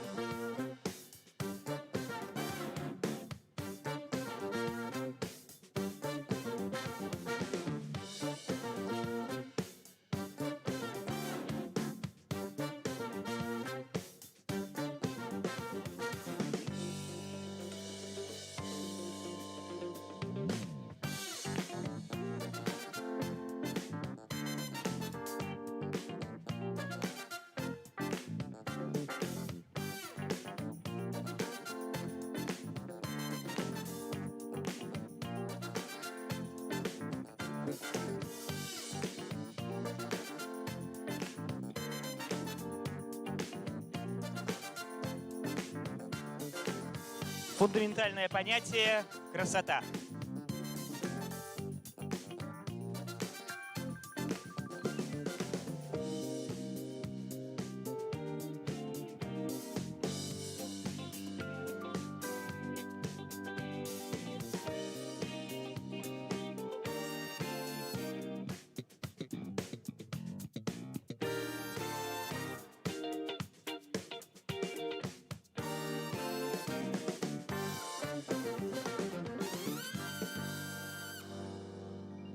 Какие мы сегодня с вами красивые! Если бы несколько лет назад мне сказали, что для педагогического STEM я выберу понятие «красота», я бы очень сильно удивилась. Как учитель математики я привыкла оперировать четко определенными понятиями. У нас двоичная система числения – 0 и 1, да и нет, третьего не дано. Раньше для меня красота являлась чем-то субъективным, неопределенным. Как можно измерить степень красоты? Насколько красив этот куб по 100-бальной шкале? Когда-то я думала, что из каждого ребенка можно вырастить гения. Нужно просто найти правильный алгоритм. Казалось, я его нашла, он прост. Нужно просто брать и вкладывать в ребенка информацию блоками постепенно. Но ребенок — это не флешка и не жесткий диск, на который можно записать огромное количество информации. Здесь большую роль играет его заинтересованность, мотивация к обучению. И именно красота является тем самым волшебным ключиком, который способен открыть в ребенке гения. Тяга к красоте заложена в нас природой. Так как человек большую часть информации воспринимает органами зрения, начнем мы с вами с визуальной красоты. Зулия лучшая в этом деле. Спасибо, Эльвира. Я поняла силы красоты еще в студенческие годы, когда я участвовала В конкурсе красоты Халукай Саякатар отважные девушки. Красивые всегда притягивают внимание, а управлять вниманием – это очень важно для учителя. Где же взять эту красоту? А искать эту красоту и не надо. Красота вокруг нас. Я могу часами рассказывать о красоте башкирского национального костюма, но ничто не заменит то, что дети увидят своими глазами. Поэтому я часто веду урок в национальном костюме. А также очень важно не просто видеть красоту, но и творить ее. На данный момент я являюсь руководителем республиканского проекта «Телесеть Тамыр». Мы с детьми снимаем различные социальные ролики, буктрейлеры, вайны, сказки и отправляем, точнее распространяем в различных социальных сетях, а также отправляем на канал БСТ. Но, уважаемые коллеги, это не означает вовсе, что мы должны браться за сложные какие-то проекты. Иногда одним движением рук можно получить что-то красивое. Обратите внимание, я передвигаю один кубик и получаю очень красивый башкирский национальный орнамент. Правда красиво?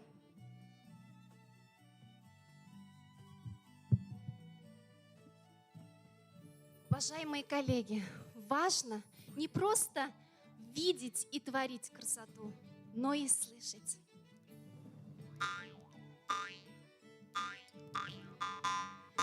Какая красивая мелодия, Зулья. Вы согласны со мной? В английском языке есть известное изречение «Beauty is in the eye of the beholder» – «Красота в глазах смотрящего». Красота субъективна, красоту нужно уметь видеть. С этой способностью не рождается. Эстетический вкус – это результат насмотренности, а применительно к иностранным языкам – это результат наслушанности. Я хочу обратить внимание на следующий аспект, который актуален в наше время. С развитием информационных технологий произошел информационный бум.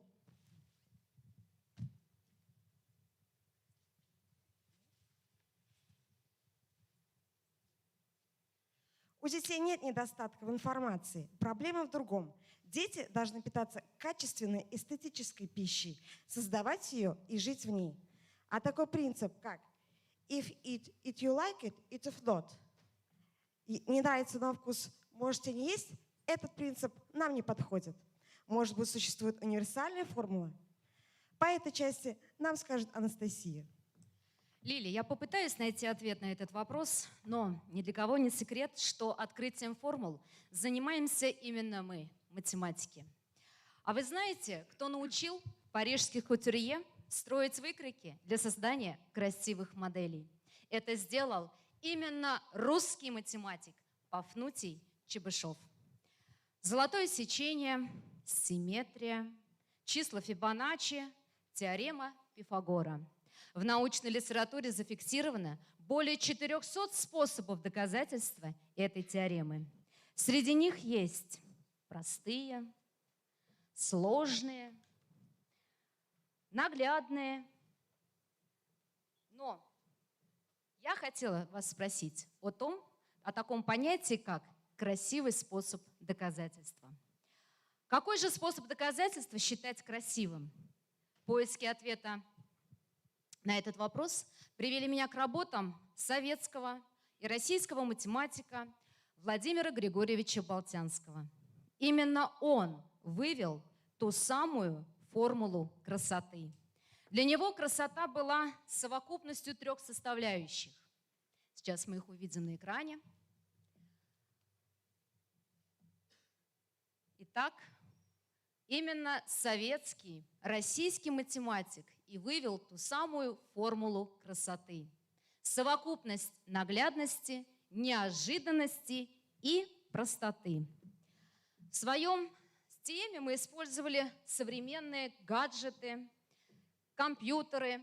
И именно моя задача как учителя, используя, создать необходимые и достаточные условия для того, чтобы ребенок смог найти это то самое красивое решение.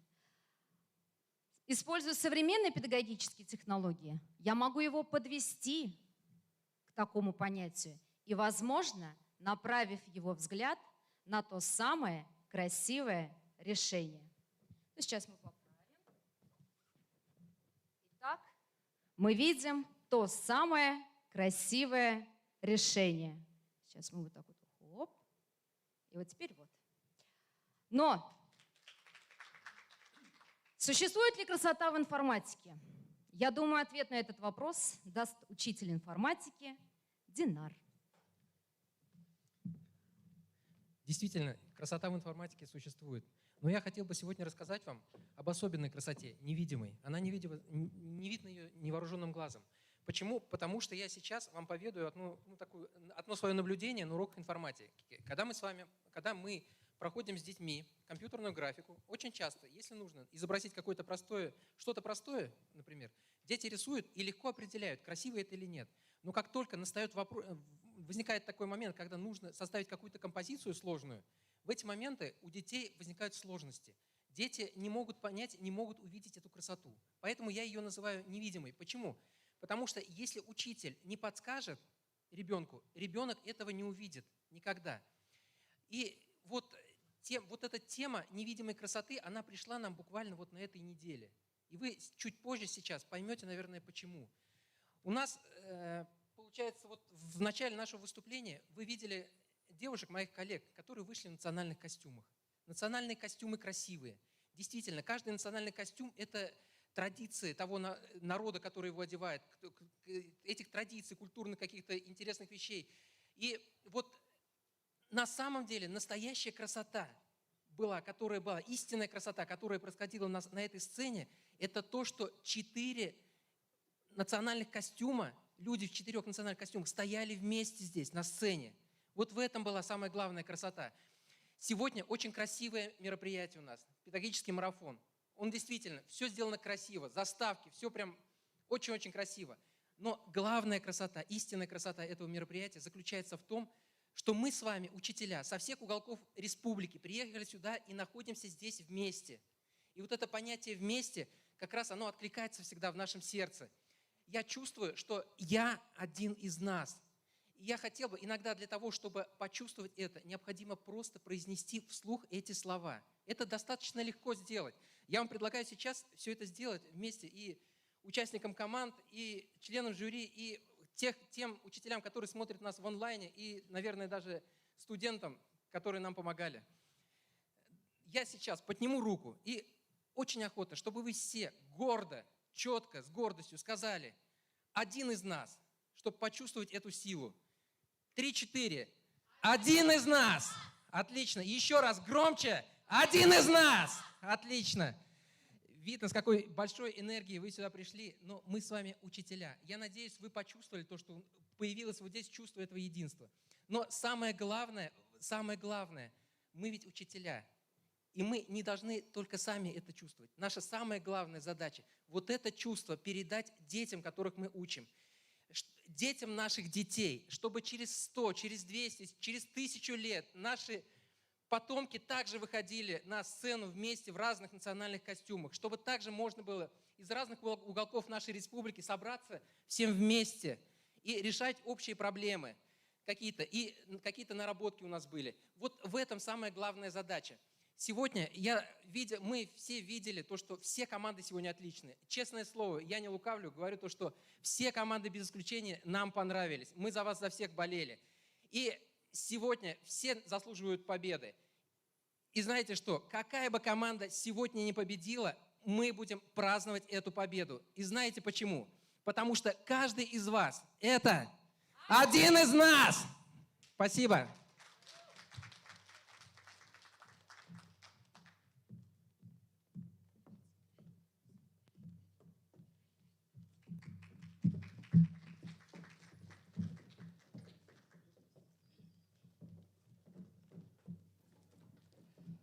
Красивое выступление команды города Белебей. Аплодисменты. Ну а мы встречаем команду города Сибай.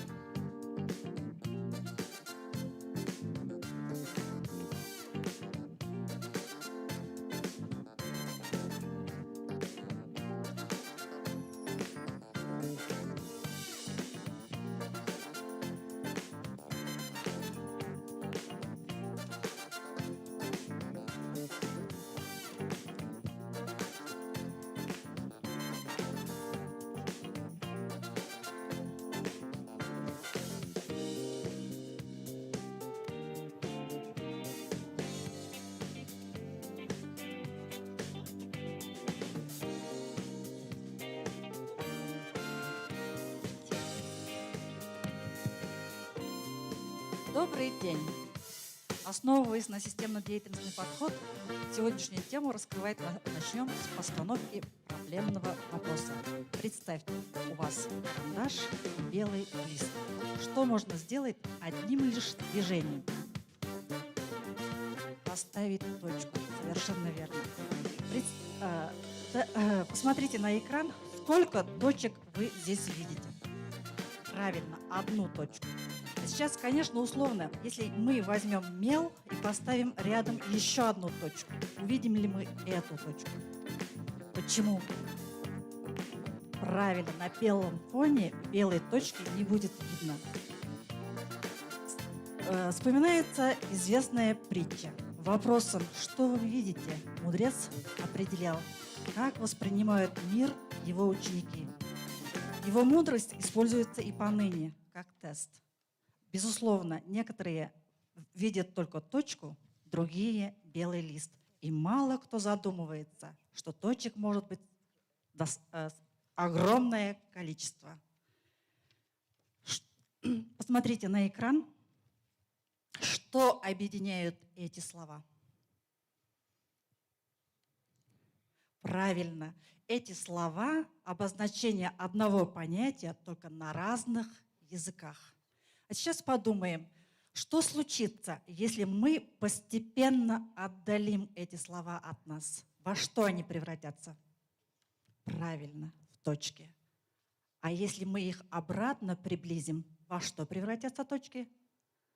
Правильно, в исходные объекты, изначальные предметы. Я попрошу приблизить мне еще одну точку обратно сюда.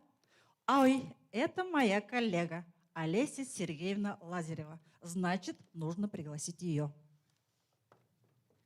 Добрый день.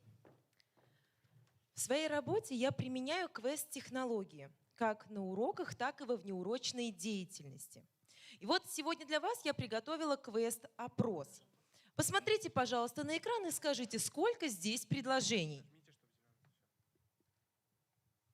5, совершенно верно. А как вы узнали? По точкам, да. Конечно, в конце предложения, в повествовательном предложении всегда ставится точка. Скажите, вспомните даже, да, словосочетание с точкой. Точка кипения, хорошо, еще. Точка отсчета, еще. Точка роста, замечательно. Значит, сколько значений имеет слово точка? Множество, конечно. Мы не будем спорить, гадать.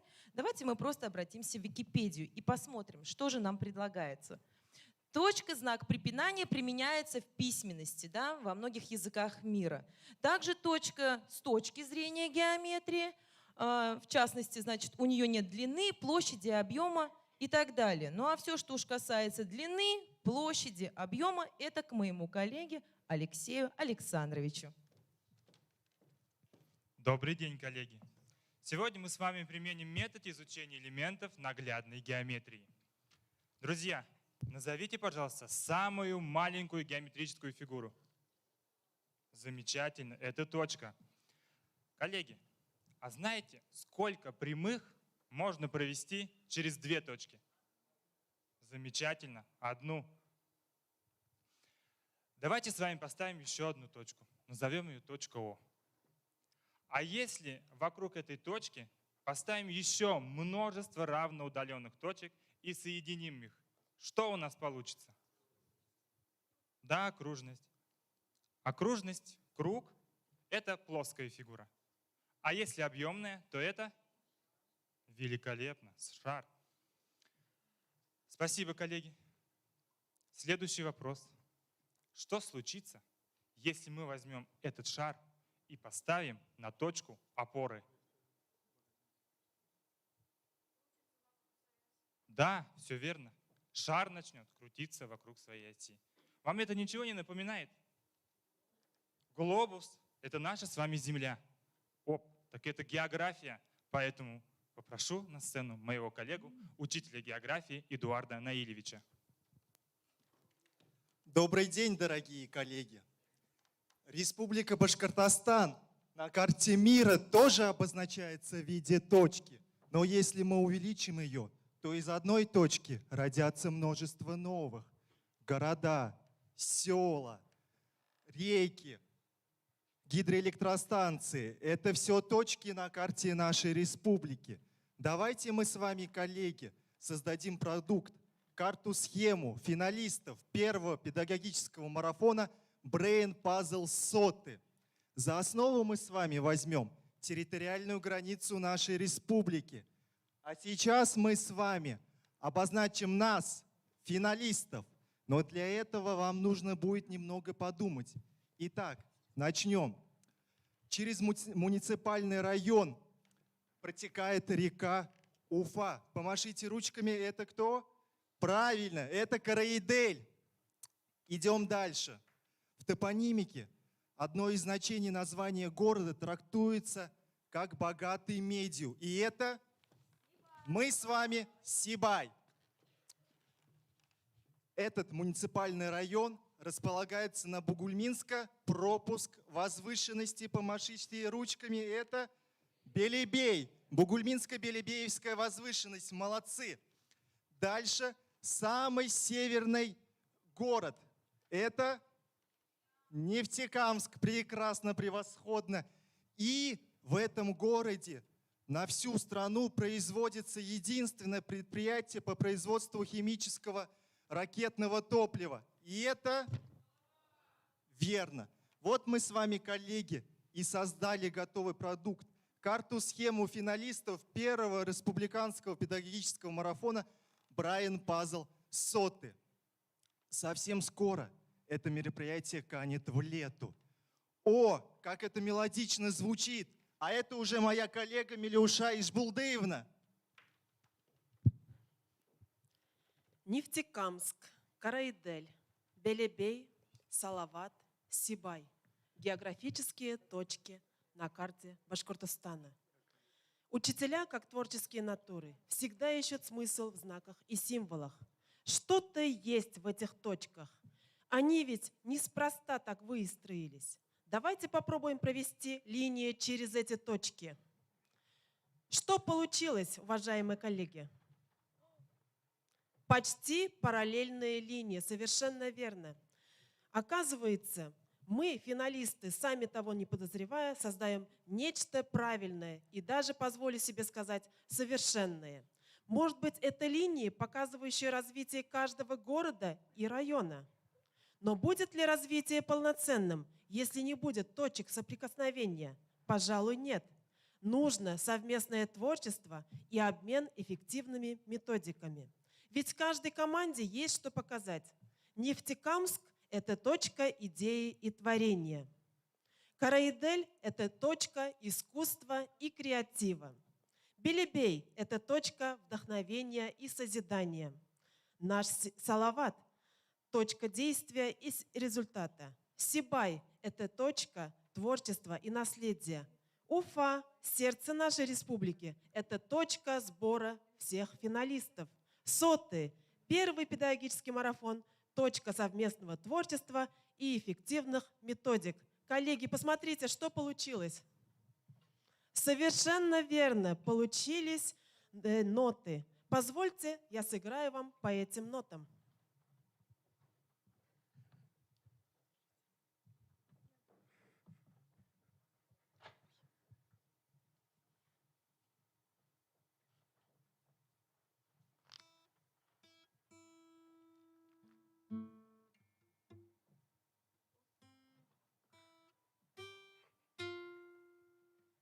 Вам знакома эта мелодия? Совершенно верно. Это первые ноты очень известной песни, которая называется «Как здорово». Давайте споем ее вместе.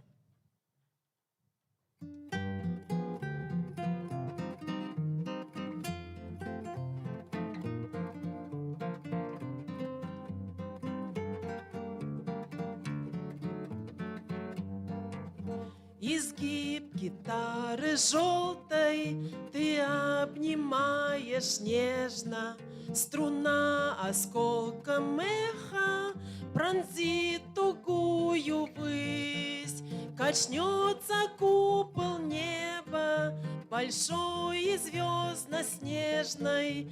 Как здорово, что все мы здесь сегодня собрались. Качнется купол неба, большой и звездно-снежный. Как здорово, что все мы здесь сегодня собрались. Большое спасибо. Как здорово, что все мы сегодня вместе собрались.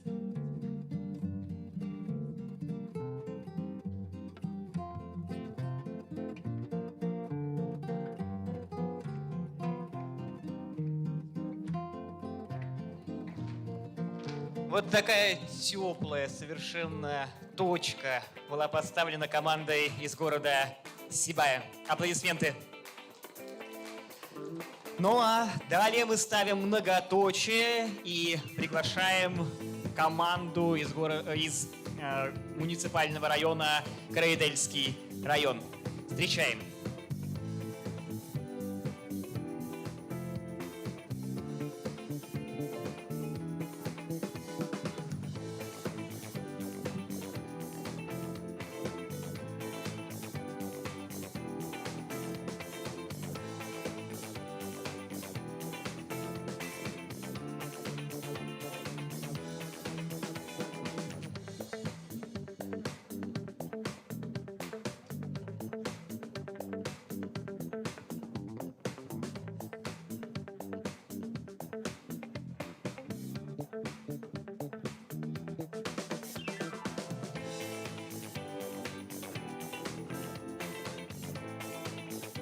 Фундаментальное понятие «точка».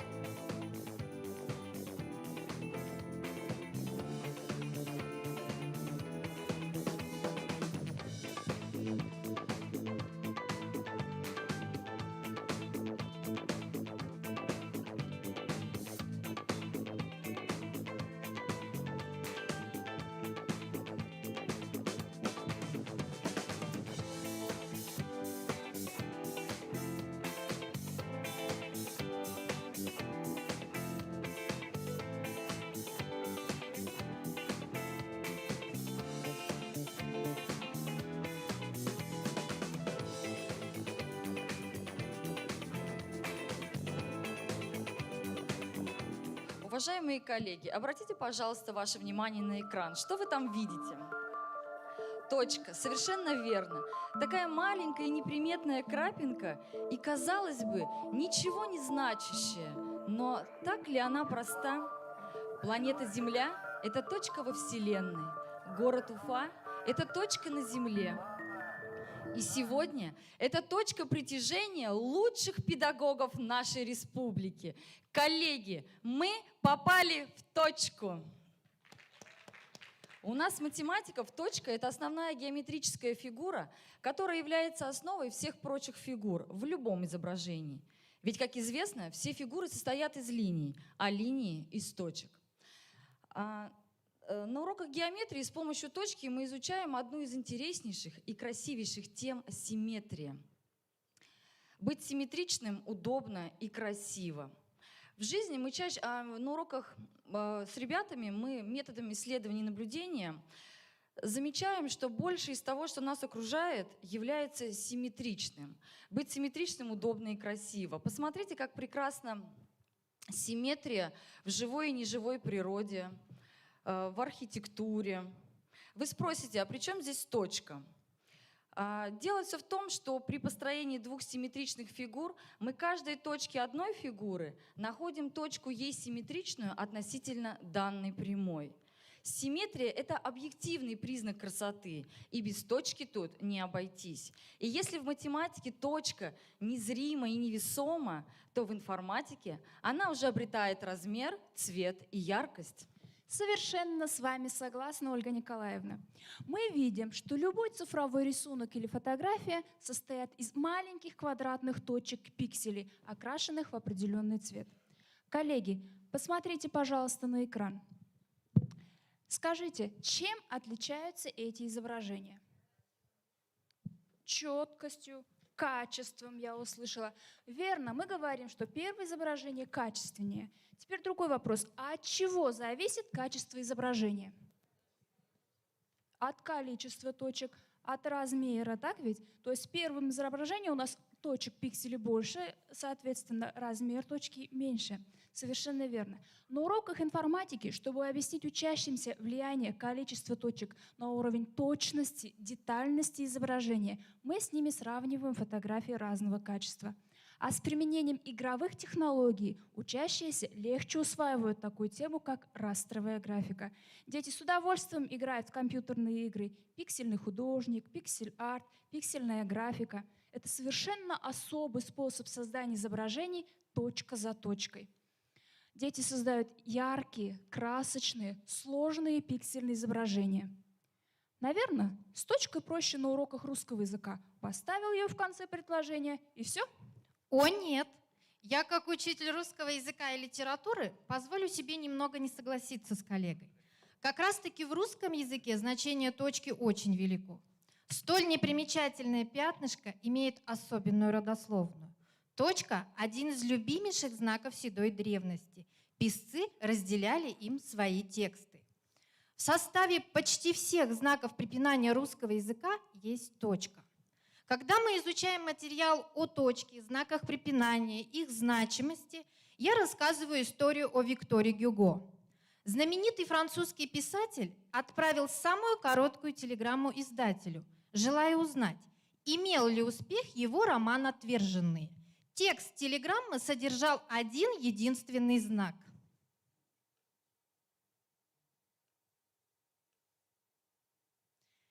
Издатель не растерялся. Он ответил писателю тоже одним знаком. Уважаемые коллеги, скажите, пожалуйста, а с чего я начинала рисовать эти знаки? С точки. Действительно. Напрашивается вопрос, почему?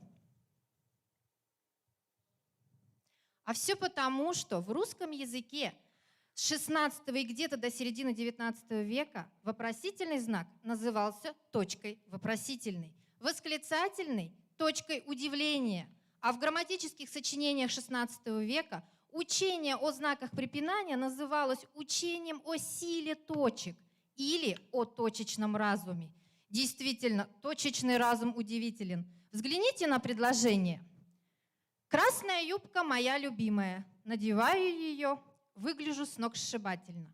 Довольно простое предложение по смысловой нагрузке.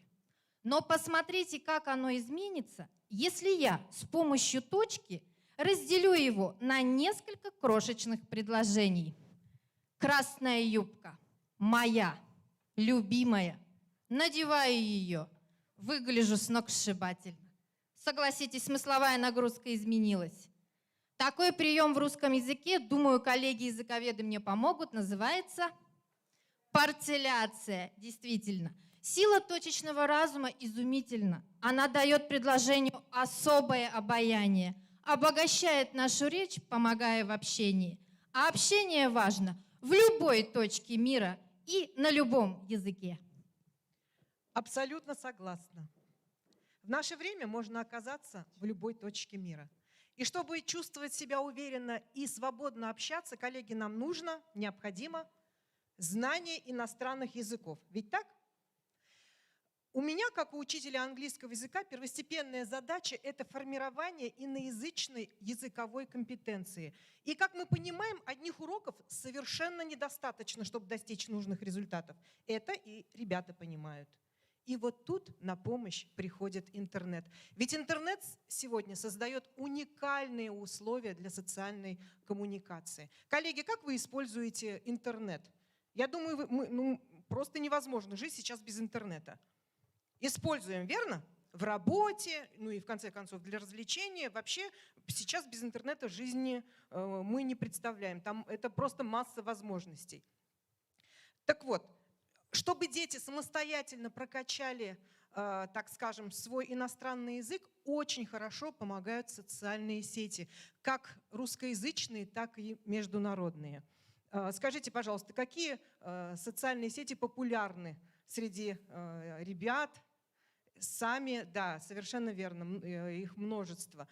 Так вот, у ребят есть возможность общаться с носителями языка, со сверстниками, также изучающими иностранный язык.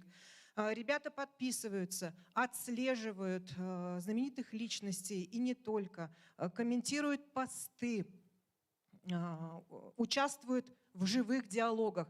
Таким образом, учащиеся общаются, учатся выражать свою точку зрения и находят точки соприкосновения с ребятами из любой точки мира.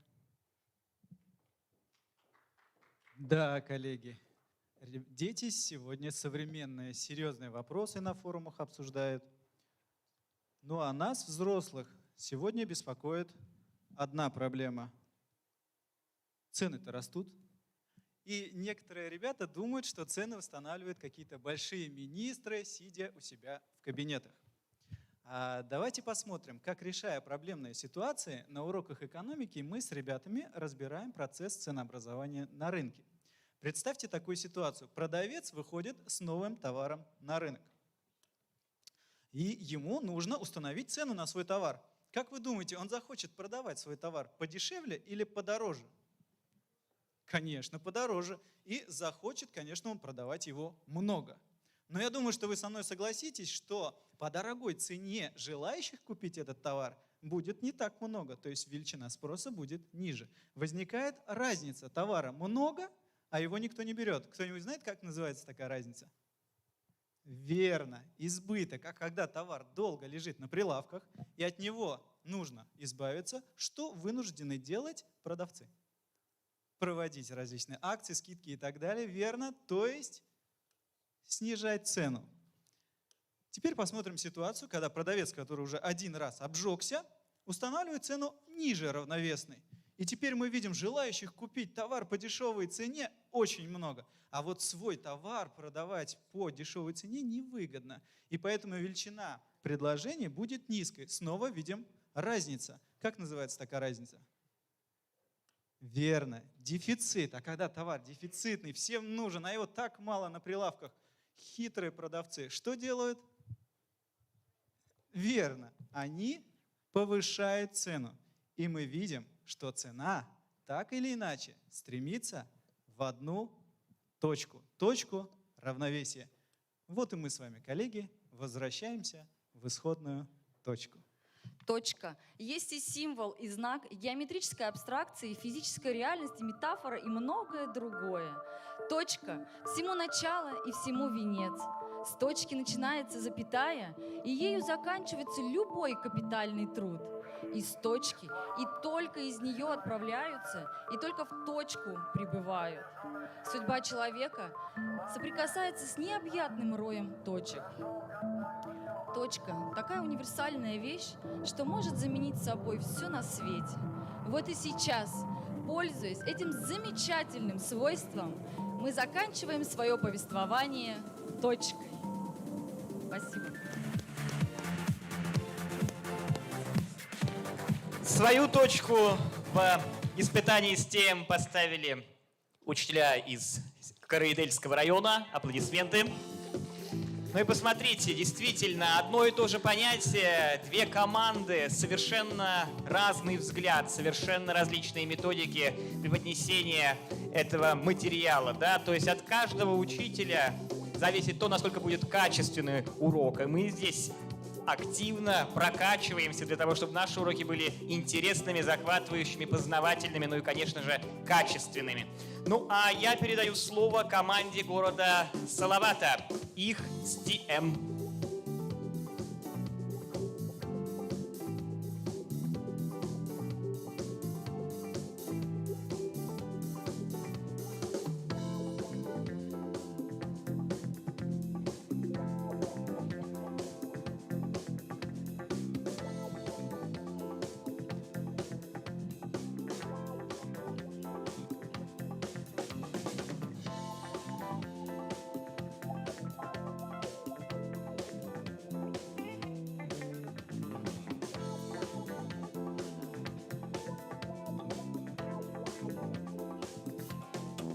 Тики-тики-тики-тики-так-так-так.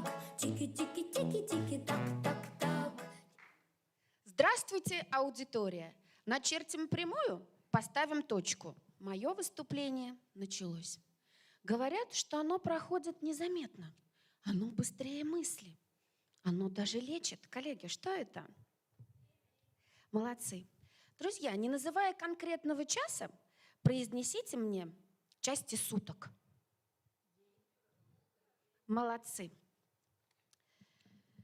Я зачитаю вам отрывок из стихотворения Самуила Маршака. Вы внимательно слушайте и отвечайте на вопрос. Пусть равномерны промежутки, что разделяют наши сутки, но, положив их на весы, находим долгие минутки и очень краткие часы. Коллеги, о каких промежутках времени говорит автор?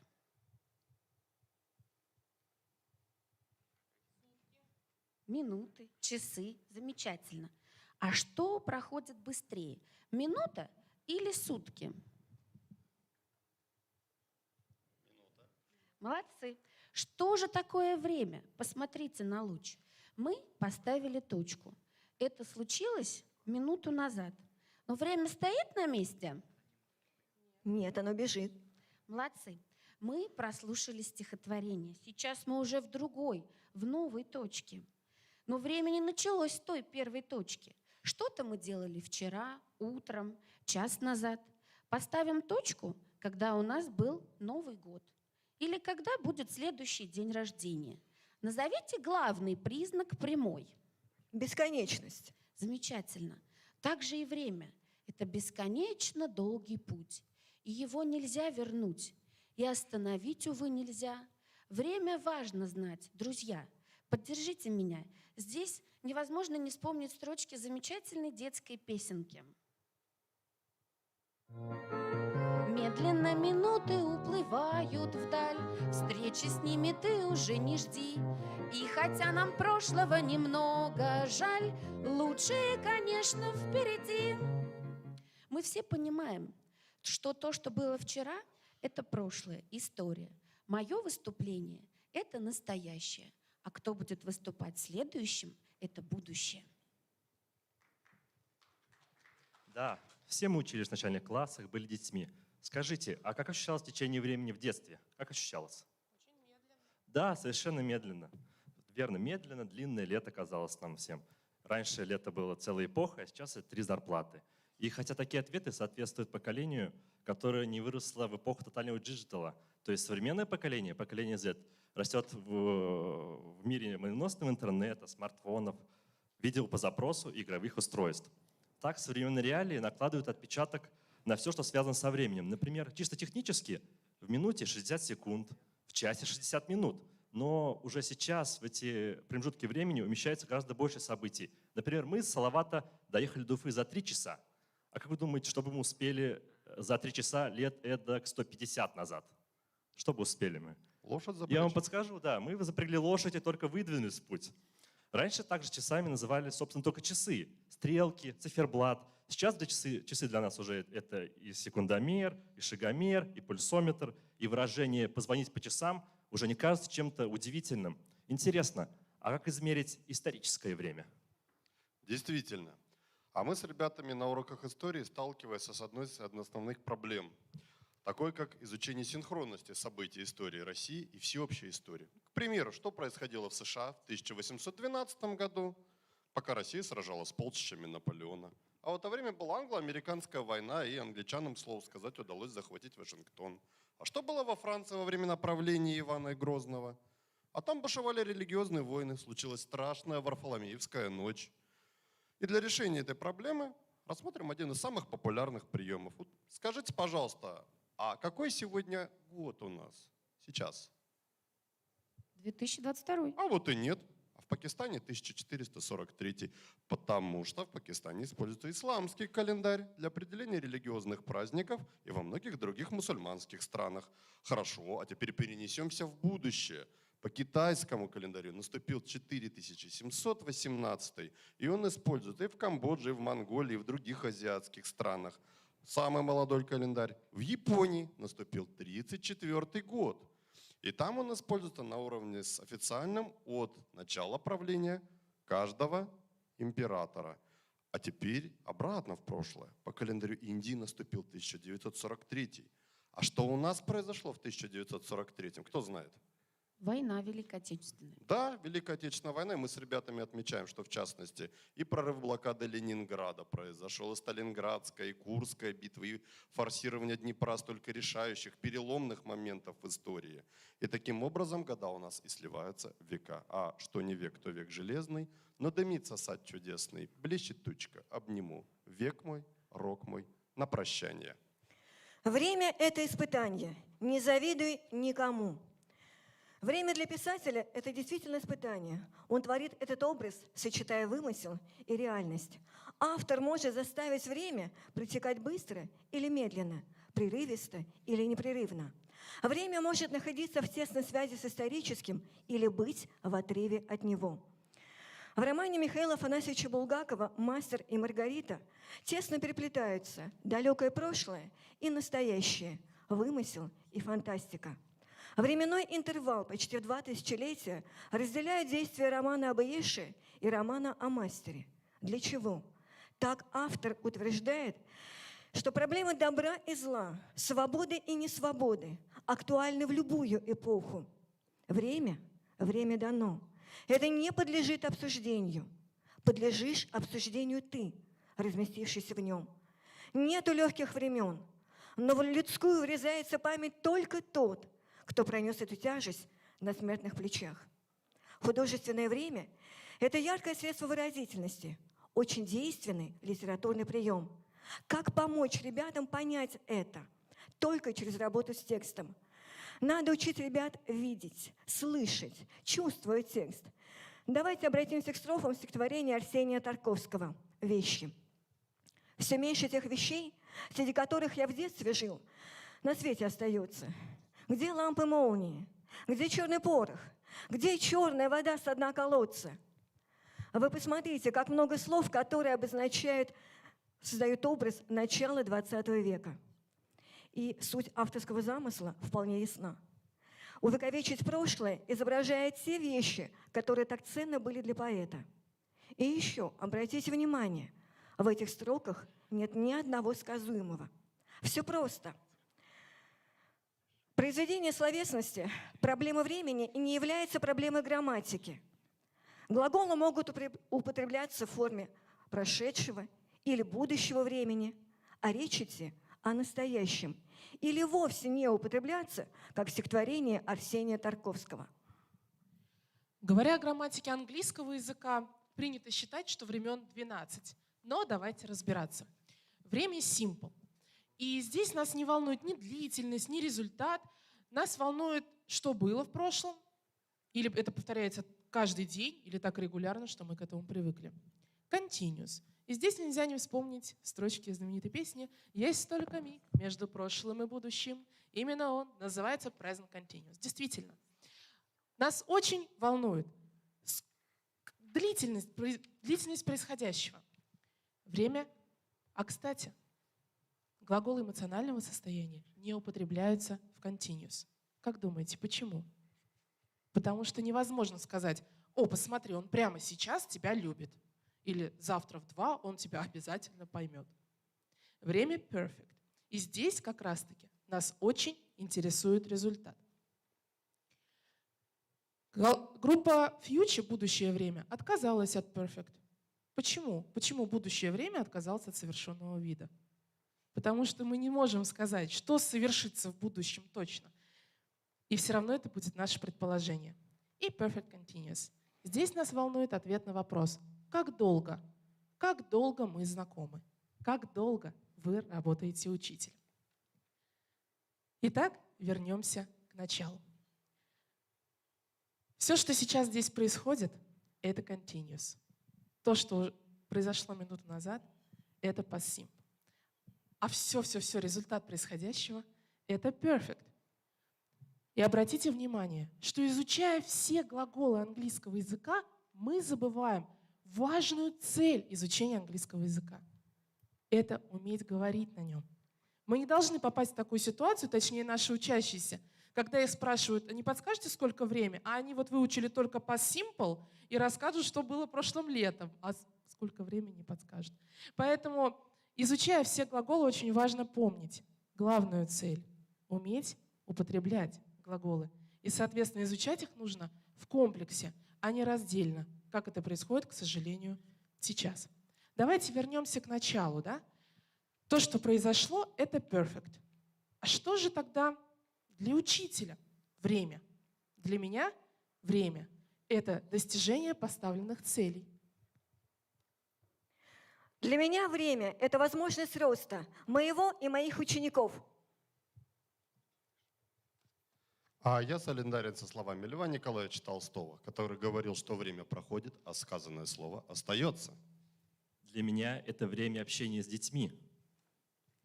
И на все это у учителя всего лишь, да нет же, целых 40 минут для Обучение, Воспитание. развитие и творчество.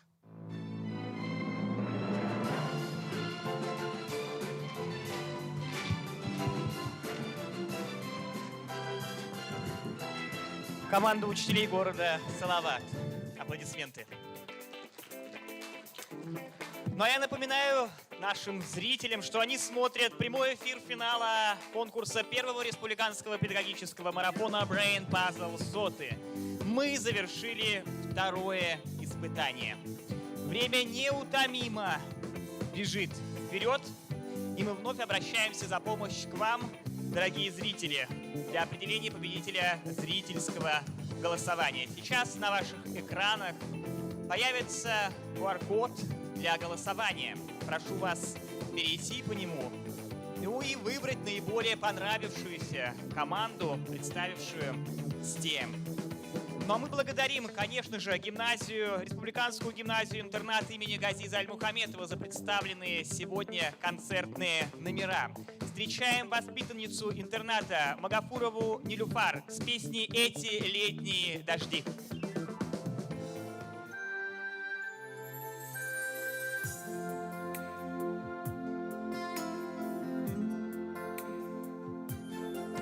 Эти летние дожди, эти радуги и тучи, мне от них как будто лучше, будто что-то впереди. Будто будут острова, необычные поездки на цветах росы подвески, вечно свежая трава, будто будет жизнь как та, где давно уже я не был, на душе, как в синем небе после ливня, чистота. После ливня чистота.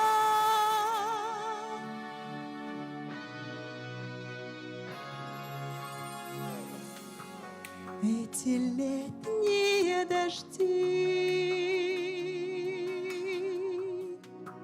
эти радуги и тучи, мне от них как будто лучше, будто что-то впереди.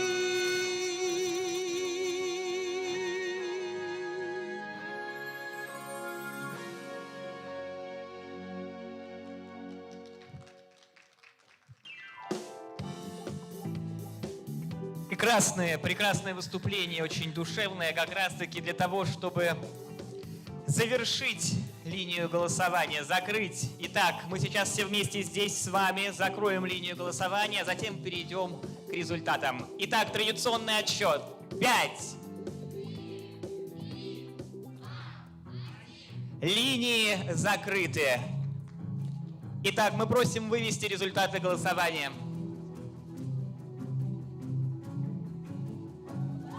Белебей. Белебей берет первое место, на втором месте Салават, Караидельский район, ну а затем Нефтекамск и Сибай. Я напоминаю, что процентное соотношение мы переведем в пятибалльную шкалу и прибавим к результатам профессионального жюри.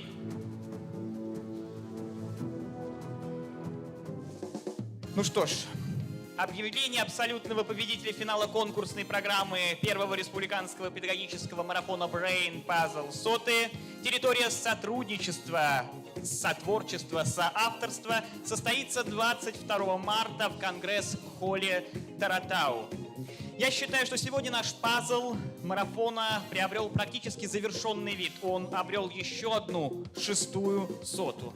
Сота — это максимально оптимизированное строение с точки зрения экономии материала. Сама по себе сота есть обособленное образование, однако, когда сот большое количество, то образование получается крепким. Образование и как единство сот, и как процесс обучения, воспитания и развития. Мы благодарим ректора Башкирского государственного педагогического университета имени Мифтахиддина Акмулы за предоставленную площадку и организацию сегодняшнего прямого эфира. Салават Талгатович, огромное вам спасибо.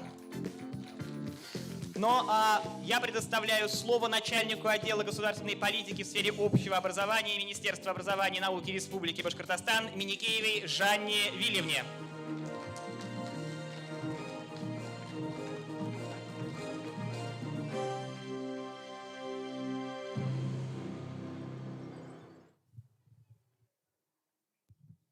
Дорогие друзья, мы с вами сегодня опровергли еще один миф. Один миф мы с вами опровергли летом. Это миф был о том, что учителя, когда уходят в отпуск, впадают в спячку.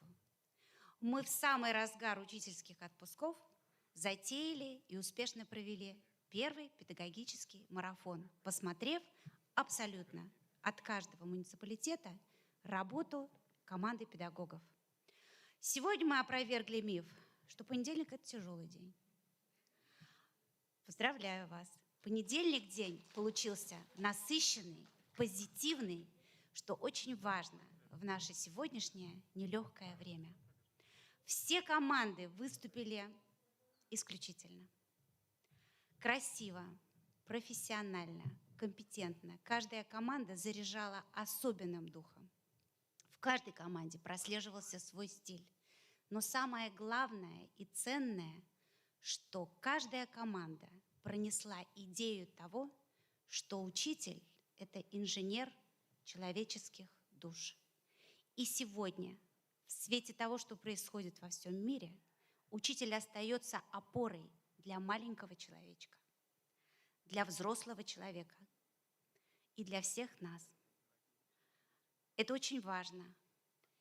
И очень просим мы, и, наверное, просит это все общество российское, чтобы каждое слово учителя звучало взвешенно, верно, грамотно и служило опорой для всех нас.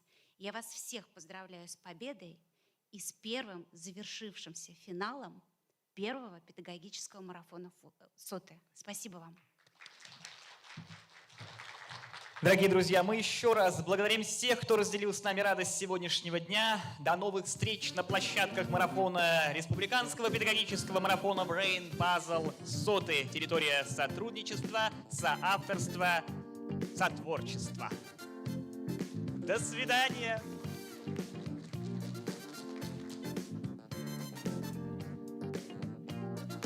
С вами завершили практически на час пораньше.